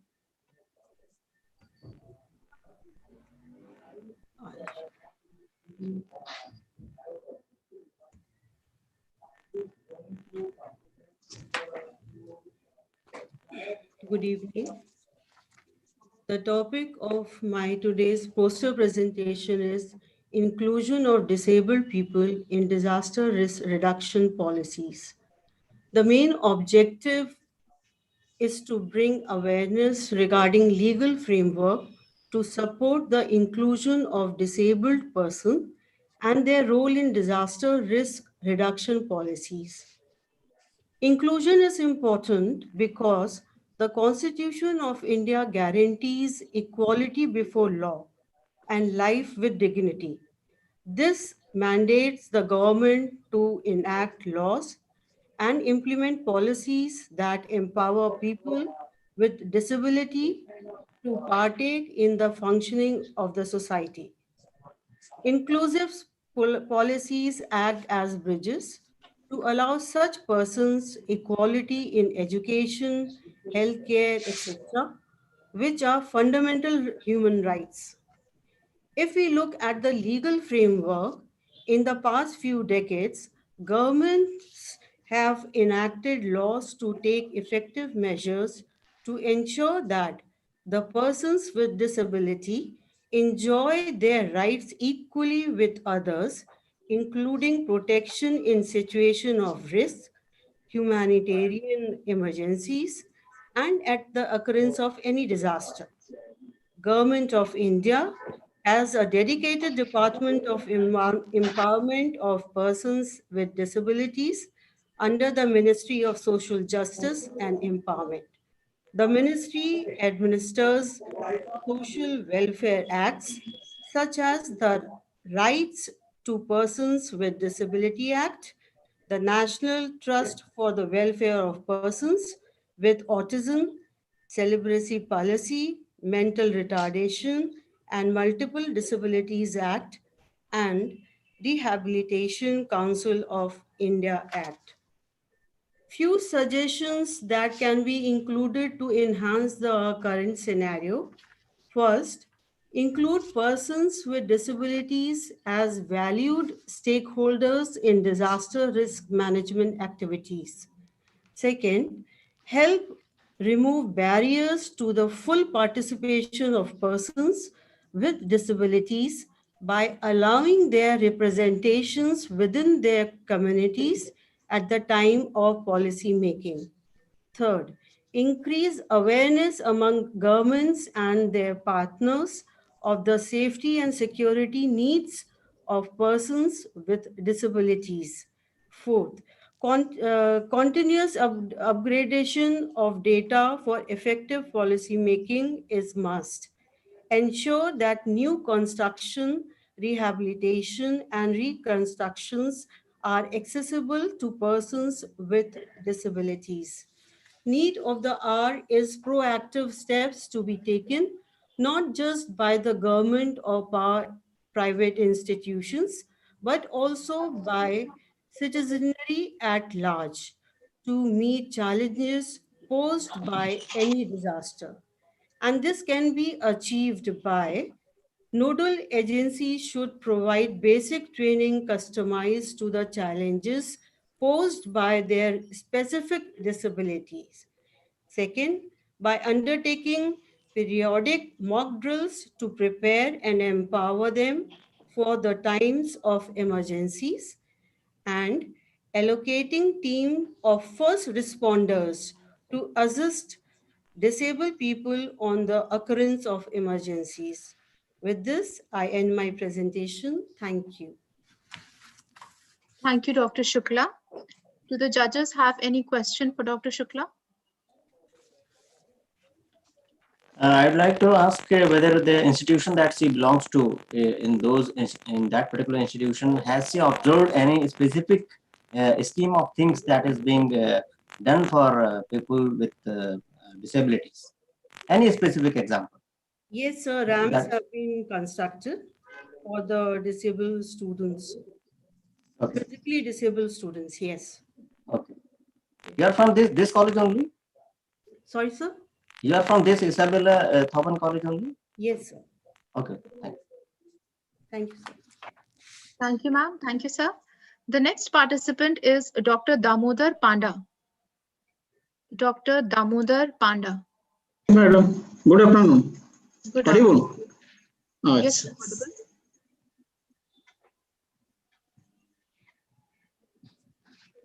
My screen is visible. It is Yes, coming. sir. Yes, sir, it's visible. So today I will discuss about the recent the super cyclone Amphan, which hit badly West Bengal, but it did not touch Odisha. But due to its impact, heavy rainfall and wind occurred in some coastal districts.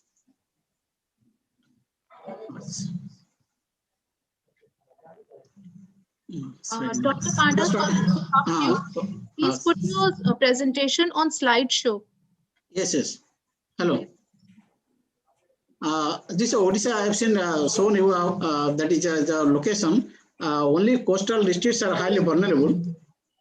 The historically cyclone storm, because Odisha is highly vulnerable in the coastal state of India, the geographic location and physiographic environment makes Odisha coastal zone vulnerable to frequency of cyclone storms. The high wind speed together with torrential rain and storm surges associated with cyclone brings damage to the coastal settlements. The state generally experiences cyclone during the pre-monsoon, monsoon and post-monsoon. Most of the devastating cyclones are pre-monsoon and post-monsoon. During their course of storm, they turn towards north and northeast direction, move towards north, even West Bengal and further north. The post-monsoon cyclone storms are very common and destructive, like many super cyclones that occur. Out of 30 districts, 14 districts are vulnerable to cyclone storm. The east coast of India is one of the 6 most vulnerable prone area of the world. The Odisha coast is highly vulnerable to the cyclone storm comparison to other the distant coastal states. These are some historical cyclones recently occurred: super cyclone, the Phylline, Hudud, Titil, Bulbul, Fani, like that. The super cyclone Amphan. The super cyclone Amphan that is was the first super cyclone in the development Bay of Bengal after 1999 super cyclone. It originated from the remnant of the low pressure area over the Bay of Bengal that is adjoining our Andaman Sea. It concentrated into the depression, then that is a deep depression, then severe cyclone storm, then reached a super cyclone. It crossed Sundarban during evening of the 20th May with a wind speed of 155 to 165 km per hour, reaching somewhere 185. Moving further northeastward, it weakened into the super cyclone in Bangladesh. So this is the rainfall. I will study about rainfall. So the district-wise, 12 districts, particularly out of 12, 10 districts, coastal districts are severely affected with rainfall that is above normal is see that is more than 200% rainfall. Here 119%, 177%. It is only 2 days, 20 and 21st. So you see the rainfall sequence, and you'll find the extreme rainfall. In some blocks, the rainfall is so extreme. Sometimes 349% more than normal occurs some blocks in the coastal district. So this is the lead to heavy flooding in the coastal area, damaging infrastructure, crops, and houses like that. So this is a NRSC that picture shows about the flood affected area, and these are severely affected area of the coastal Odisha, which are due to impact of Amphan. And as far as the wind speed is there, wind speed remains 110, 75, 110, and most coastal part are 110 and inter part 100, only 75 km/h. Conclusion is so that the coastal districts are highly vulnerable to cyclone storms. Very high rainfall occurred in Jagatsinghpur and Puri district, the central part of coastal Odisha. High rainfall occurred in northern extreme north, Baleswar, Kendrapada, Jaspur district. Medium rainfall occurred in Bhadrak, Cuttack, and Moribhang, the Puri district. Low rainfall occurred in Keonjhar and Khordha, that is the interior part. High wind speed along the coastal districts, Baleswar, Bhadrak, Jagatsinghpur, Kendrapada, Moribhang. Low wind speed in Keonjhar, Khordha, Puri, and Pata district. Thank you. Thank you, Dr. Panda. Do the judges have any question? One thing, Dr. Damodar Panda, that we cannot stop these natural disasters which are happening. But Yes. what strategy should be planned so that we can avoid loss of human life? What preparedness should be done there? So, madam, that we is cannot stop this, heavy rainfall and the cyclone. Yes, yes. There's a natural hazard disaster. We cannot stop it, and that is going to increase day by day. We should make some preventive measures. That is particularly flood water should be allowed to grow then without obstruction. Houses should be constructed, should proof cyclone and flood proof. Infrastructure should be developed. In this direction, approach this Amphan, Government of Odisha has given a proposal around 2,000 crore rupees of Government of India for all coastal areas. All infrastructure should be, including power communication, telecommunication, road communication, houses, should be cyclone flood proof. And that is long lasting because we have to live with a disaster friendly and we have to protect ourselves. Life and property is very costly. Thank you. Yeah, very rightly said that during, if you remember, Dr. Panda, 1999, we had our Odisha super cyclone. Severe damage was there. Yeah, there were more than 10,000. 20,000. Government report 10,000, unofficial 20,000 more days. Okay, because 20,000. But of late, you must be observing that during this Feline and funny kind of cyclone, that toll is to the tune of 2 digits only. So because of that, that is thanks to our S&T innovations and projects like National Cyclone Risk Mitigation Project being governed by NDMA. So things like that. So thank you so much. Okay, thank you. Thank you very much. Thank you also, NDMA. Thank you, sir. Okay. Dr. Panda, you may now stop sharing your screen. Madam, I'm sharing. Okay, thank you, sir. So the next participant is Dr. Caroline Beck. But before ma'am presents, we are requesting the participants to please turn on their videos at the time of presentation.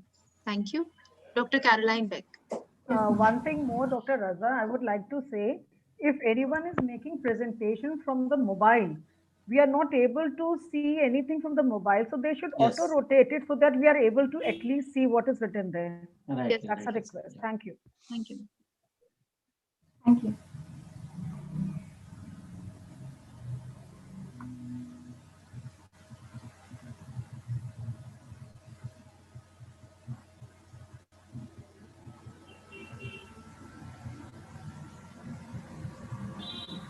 Ma'am, is my slide visible? Yeah, please go ahead. Ma'am, it's visible. A very good evening to everyone. Myself, Dr. Caroline Beck from Isabella Thoburn College. The topic of my e-poster presentation is Disaster Resilient Livelihood. So let me first introduce my topic. Many people's livelihood becomes vulnerable as consequences on disaster events. In such circumstances, some social practices such as community-based organization, disaster insurance scheme, rural disaster team, etc. could be useful for making. Yes. Dr. Caroline, please change your slide because poster is not visible. Yes. Thank you, ma'am. Could be useful for making resilient livelihood to reduce drastic effect of disaster. There is also a need to promote livelihood-centered approach or need-based approach for achieving resilient livelihood. Promoting social protection with community-based disaster risk reduction and diversified livelihood options have immense potential to reduce vulnerability. So let me just explain my topic. Now, what is disaster? Disaster is a serious disruption of the functioning of a society, causing widespread human, material, environmental losses which exceed the ability of the affected people to cope using its own resilience. Now, what is resilient livelihood? Is one that enables people to anticipate, organize for, and adapt to changes, good or bad, sudden or slow. For this, people need safeguards in case of upcoming disaster, such as early warning systems, awareness and training, safe housing, and food stock. So now, what are the strategies for resilient livelihood? It is important to build disaster resilient livelihood by enhancing the capacity of vulnerable people to cope with environmental hazards. Now, there are two ways in which two strategies for resilient livelihood. One is community-based disaster risk reduction through prevention, protection, and preparedness. Second is strengthening and diversifying livelihood. Disaster risk reduction can be accelerated through people where they join hands together. Establishing social organizations such as community-based organizations is important tool at local levels to enhance the resilience of community people. Now, second, livelihood diversification. It is useful to apply need-based approach that brings measurable economic gain for the people who are vulnerable. Increased income can be achieved through skill development for alternative or diversified livelihood. This is based on local needs, capacities, opportunities. So there are two types of diversified livelihood: on-farm activities and off-farm activities. So on-farm activities is livestock rearing, poultry, apiculture, nursery establishment, gardening, and off-farm activities is bamboo product making, handicraft, seed preservation, and curd production. So what it does is by doing this, there will be an increase in earning, and it will satisfy the basic needs, and it can enhance ways of earning a living, and it will develop the ability to cope with unpredictable stresses of the disaster. So now, so what is a conceptual framework of building disaster resilient livelihood? Please conclude. Yes, ma'am. So there are before disaster strategies like community-based disaster risk reduction, that is prevention, mitigation, and preparedness. Formation of social community organization, early warning, awareness raising programs, diverse livelihood through on-farm and off-farm activities, social protection through government and NGO support. Now, during and post-disaster, strategies will be deploying special forces by the government, rehabilitation of damaged structures by government, NGOs, and social groups, support by the government, financial, physical, and instrumental assistance, support by social group and NGOs, special allocation of government for the disaster affected areas, and this would lead to resilient livelihood. So in the end, I will say that we should a lot of emphasis is required for achieving for a better livelihood. Thank you. Thank you, ma'am. Do the judges have any questions for Dr. Beck? Ma'am, you wonderfully talked about the community-based disaster risk reduction and also this livelihood diversification. We are living in the times of this pandemic. So you must have seen these millions and millions of migrant laborers. They had to move from Maharashtra to states like Uttar Pradesh, Bihar, Chhattisgarh, and Odisha, and things like that. So can you think of something out-of-box solution for these migrant laborers? How we can provide them resilient livelihood in times to come? Sir, I think so providing them shelters. Um,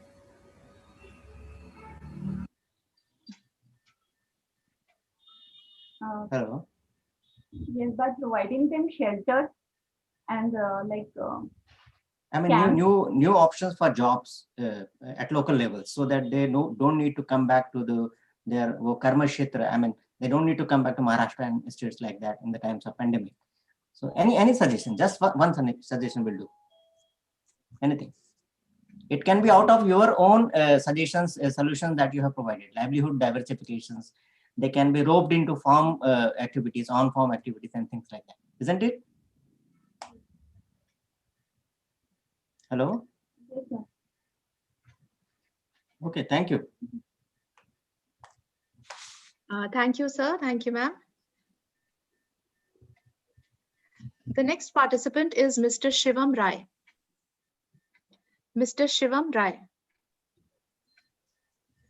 Dr. Raza, I think so. I received a mail today in the morning that he was traveling and most probably he will be unable to present. You can just call out his name.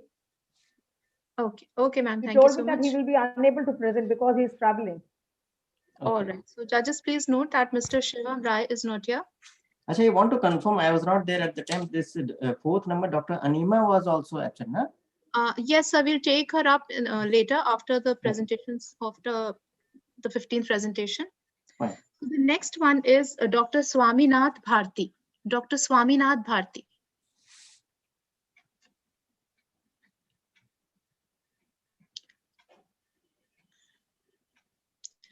Is Dr. Bharti here?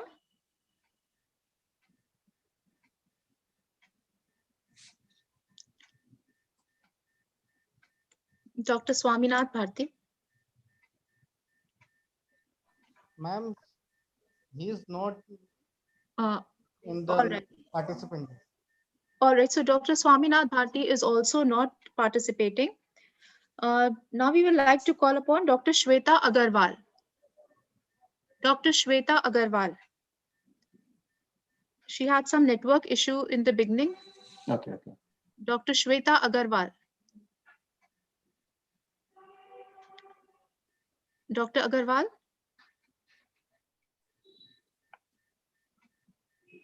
Dr. Imran, you can check if she is connected. Dr. Shweta Agarwal. She has unmuted herself, but her voice is not coming. Dr. Shweta Agarwal, we cannot hear you.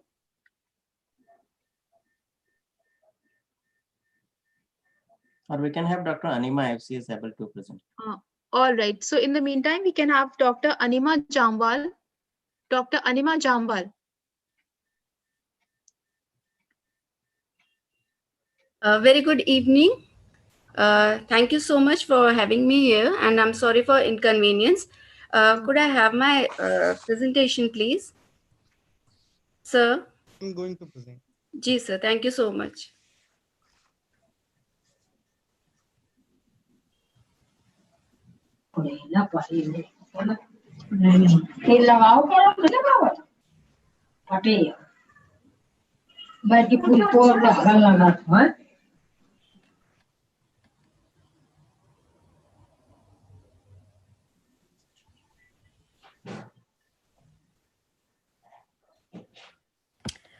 Thank you so much, Imran sir.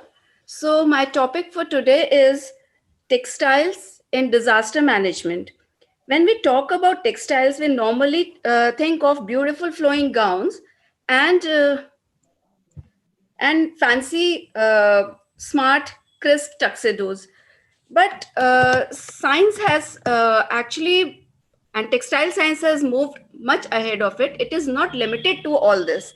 Now, as with the advent of all these hazards, जिस तरह के disasters अभी हुए हैं और अभी recently हमने देखे हैं, बहुत सारी चीजें बदल गई हैं। उसमें से एक ये भी है कि टेक्सटाइल साइंटिस्ट ने जो अपना फोकस था वो बदल दिया है। Sir, can I have the next slide?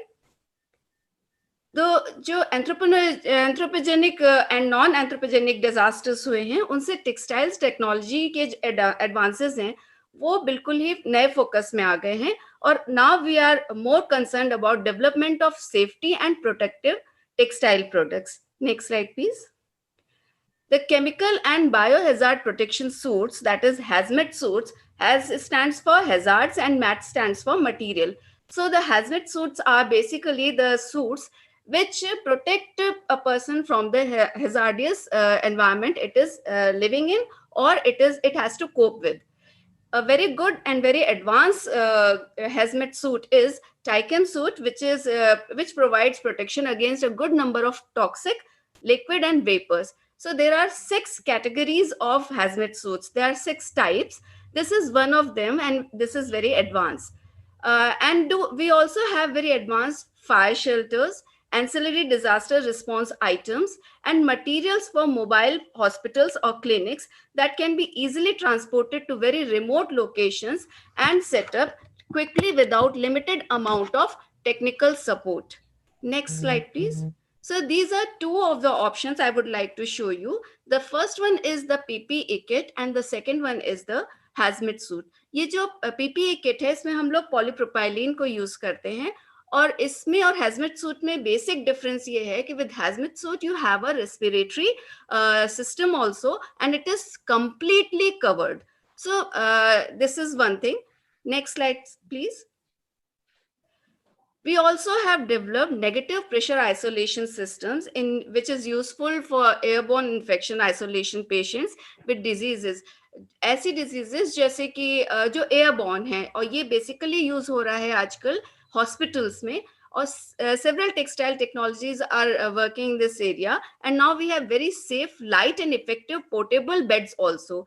These beds can be carried from one place to another place, and the system it provides is कि अगर मुझे कोई भी ऐसी disease है जो मैं spread कर सकती हूँ with the air, तो the system is like that कि वो air को पहले अंदर डालेगा, और इससे पहले कि जो एयर अंदर से है वो बाहर जा रही है, वो उसको फिल्टर कर देगा, so as the people around me do not get affected with the same kind of infection. Another thing is geotextiles, which are now geotextiles बहुत टाइम से यूज हो रहे हैं, और स्पेशली जहाँ डिफॉरेस्टेशन बहुत ज्यादा होता है वहाँ geotextiles यूज होते हैं. But up with sensor are also available. They are actually working on it. It is not very advanced, not ready now, but they are working with geotextiles with sensors, जिससे कि alarming और forecasting of disasters जो है वो थोड़ी easy हो जाएगी. Next slide, please.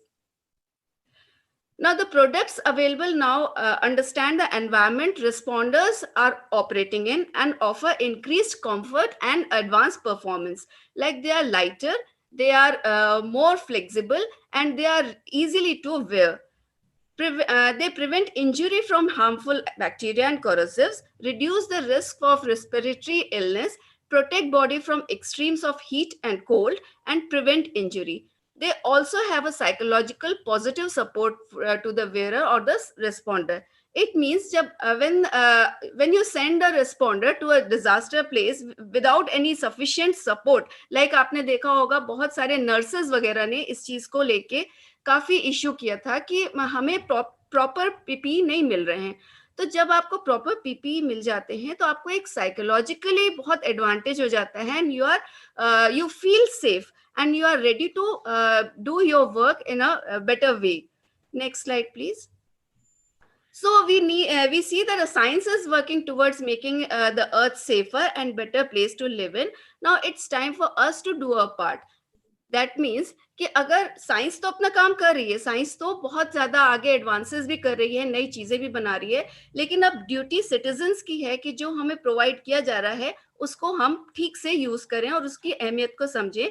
जैसे कि जिस तरह से हमें मास्क पहनने को कहा जा रहा है, it is a duty now कि हम उन्हें पहने, उन्हें यूज करें, उन्हें प्रॉपरली यूज करें. Otherwise all these advances and all these technological forwards are not of any use. Thank you so much. Any questions, please? Thank you, ma'am. Over to the judges. Dr. Anima. Yeah, sir. Yes, sir. No, please carry on. Sorry. Just one query, like the PPE suits with the doctors and the nurses are wearing nowadays during the COVID time, are they biodegradable? That is my one query. And No. the second query is that it has been shown that the doctors who have been wearing the PPE suits, they have been sweating a lot during the May and the June period. So I don't think so that it must be very comfortable to those people wearing for such a long hours. No, ma'am, I'm so sorry to say, but the PPE kits still are very, very uncomfortable.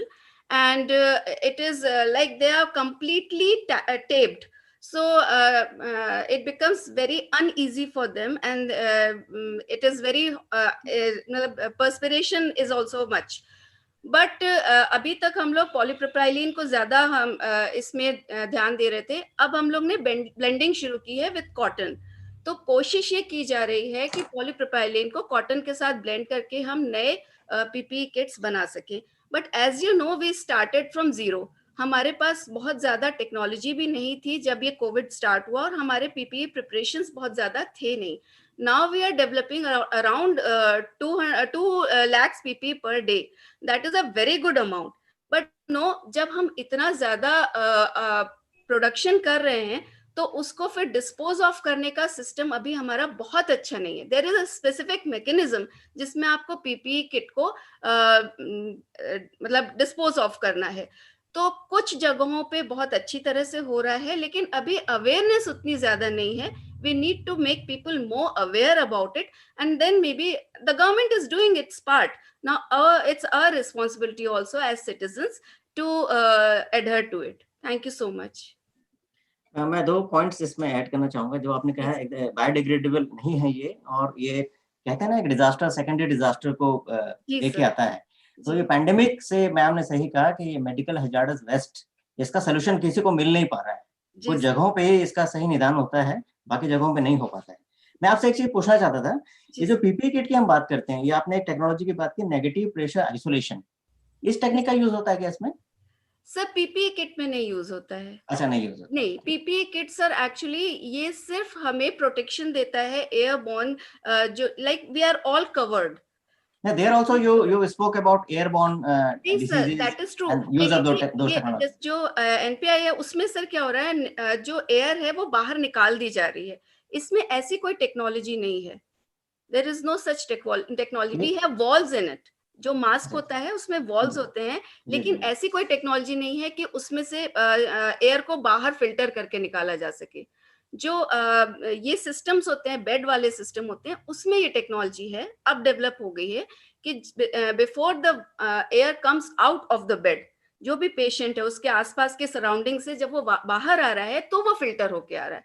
तो अगर suppose there are 3 beds, एक को जो infection है वो दूसरे को pass on नहीं हो पाएगा, बिकॉज जो पूरे रूम में या पूरे चेम्बर में जो एयर है उसमें वो नहीं फैल पाएगा.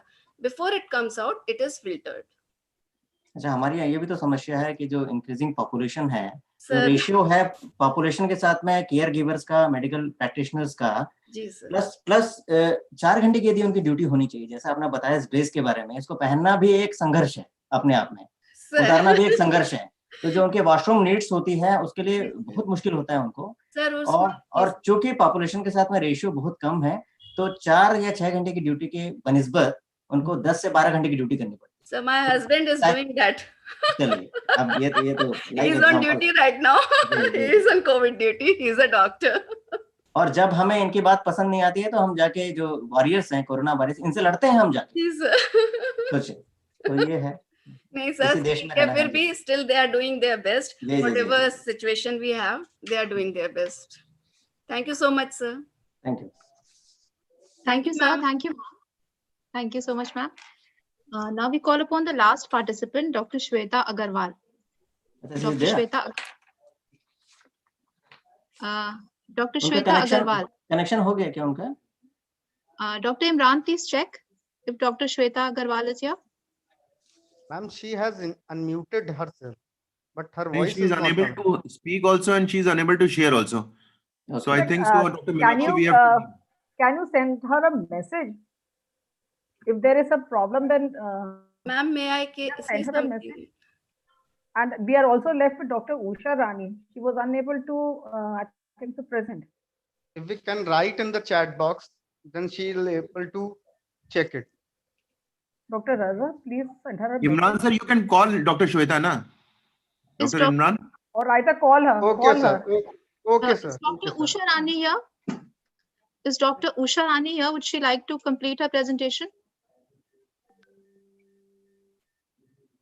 I think she's also not here. Ma'am Singh, may I say something? Ma'am Singh? Yes, yes. Ma'am, Shweta ma'am has just sent me a message कि there is some problem. मतलब कुछ ऐसी दिक्कत हो रही है कि she is trying to speak लेकिन वो सुनाई नहीं पड़ रहा है. Okay, So okay. she is So she trying to won't be fix able it. to present? Ma'am, she is trying to fix it. I've just asked her what should I communicate to you. Yes, because sir is also waiting, so we will have to communicate. Yes. Ma'am Shweta ma'am का वो network issue हो रहा है, उनकी voice नहीं clear है, इसीलिए वो कह रही हैं अगर मैं स्क्रीन शेयर करूं तो मेरी आवाज ही नहीं आ रही, बाकी सब लोगों की आवाज उन्हें सुनाई दे रही है। So what do the judges want to do over here? तो एब्सेंट मार्क कर सकते हैं, उनका कंसेंट। हाँ, उन्हें बिना सुने तो नहीं कर पाएंगे। जी, Okay, thank you. So with Dr. Saman, you conclude with her. Okay. So with this, we have come to the end of today's poster session. We are extremely grateful to Professor Anil Gupta and Mr. Ashish Panda for judging the poster competition. I now request Mr. Ashish Panda to kindly share his views and valuable suggestions on the poster session. Mr. Panda. Yeah, thank you. So during the half portion of this program, I was there. Prior to me, Dr. Gupta was there. So wonderful ideas. I mean, if we could collate like yesterday's that jam session, I have requested Dr. Sonika to collate all those ideas of our young students. Likewise, the distinguished professors and faculty members, if we can collate their ideas put together, this can be a very nice paper presentation in future that can be part of our report as well. So that would be my request. So I was honored to be part of this program, and thank you so much. Thank you, sir. I now request Dr. Bhatia to take over the proceedings. Dr. Bhatia. Thank you, respected judges, Professor Gupta, Mr. Ashish Panda, Dr. M. Singh, Dr. Sonika Rajan for painstakingly judging the entire session and for your insightful questions. I take the idea of Mr. Ashish Panda. Dr. Meenakshi Singh, I would like to, you already have the papers. I would like you to request all the participants to send a photograph each, and we can compile everything into a souvenir cum report and then send it to NIDM. So it will be very nice. All the presentation, all the papers are already with us. I would like to commend One thing, Dr. Bhatia, we only have the abstracts. We don't have the poster because much is given in the poster that they have presented today. Yes, so if they can forward the e-posters also. That is you can, more what essential. We can do is we can put it in the group, and in the group you can. That's what we did for JAM as well. So if the poster can come and the abstract can come, so it will be a very good report. Abstract is there. Abstracts are there, but the posters are not photograph. Okay. Okay. Right? Fine. And then you can compile it and send it. We'll get the report done. Okay. Thank you. Right. I would like to commend each and every presenter. This was a very informative session with such a wide coverage. We had presentations on extreme storms, disaster preparedness, meeting nutritional needs during disaster, environmental degradation and its impact on Indian economy, blended learning from DRR, mainstreaming DRR into development, preparing the disasters perspective on women's health, gender responsive approach in DRR, capacity building of communities, inclusion of disabled people, and then we had inclusion of disabled people in DRR policies, heavy rainfall and wind due to super cyclone Amphan, then disaster resilience, livelihood, and textiles and disaster management. I think it was a huge coverage, and it will become a very good document once everything is printed there.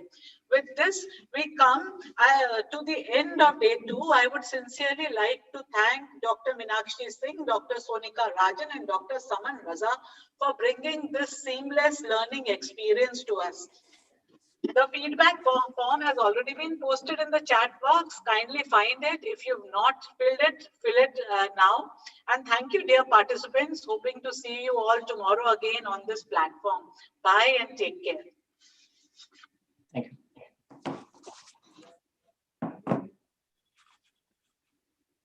We can now close the meeting. Thank you, sir.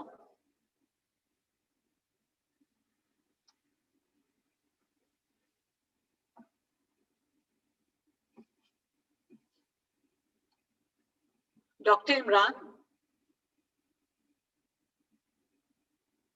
Dr. Imran?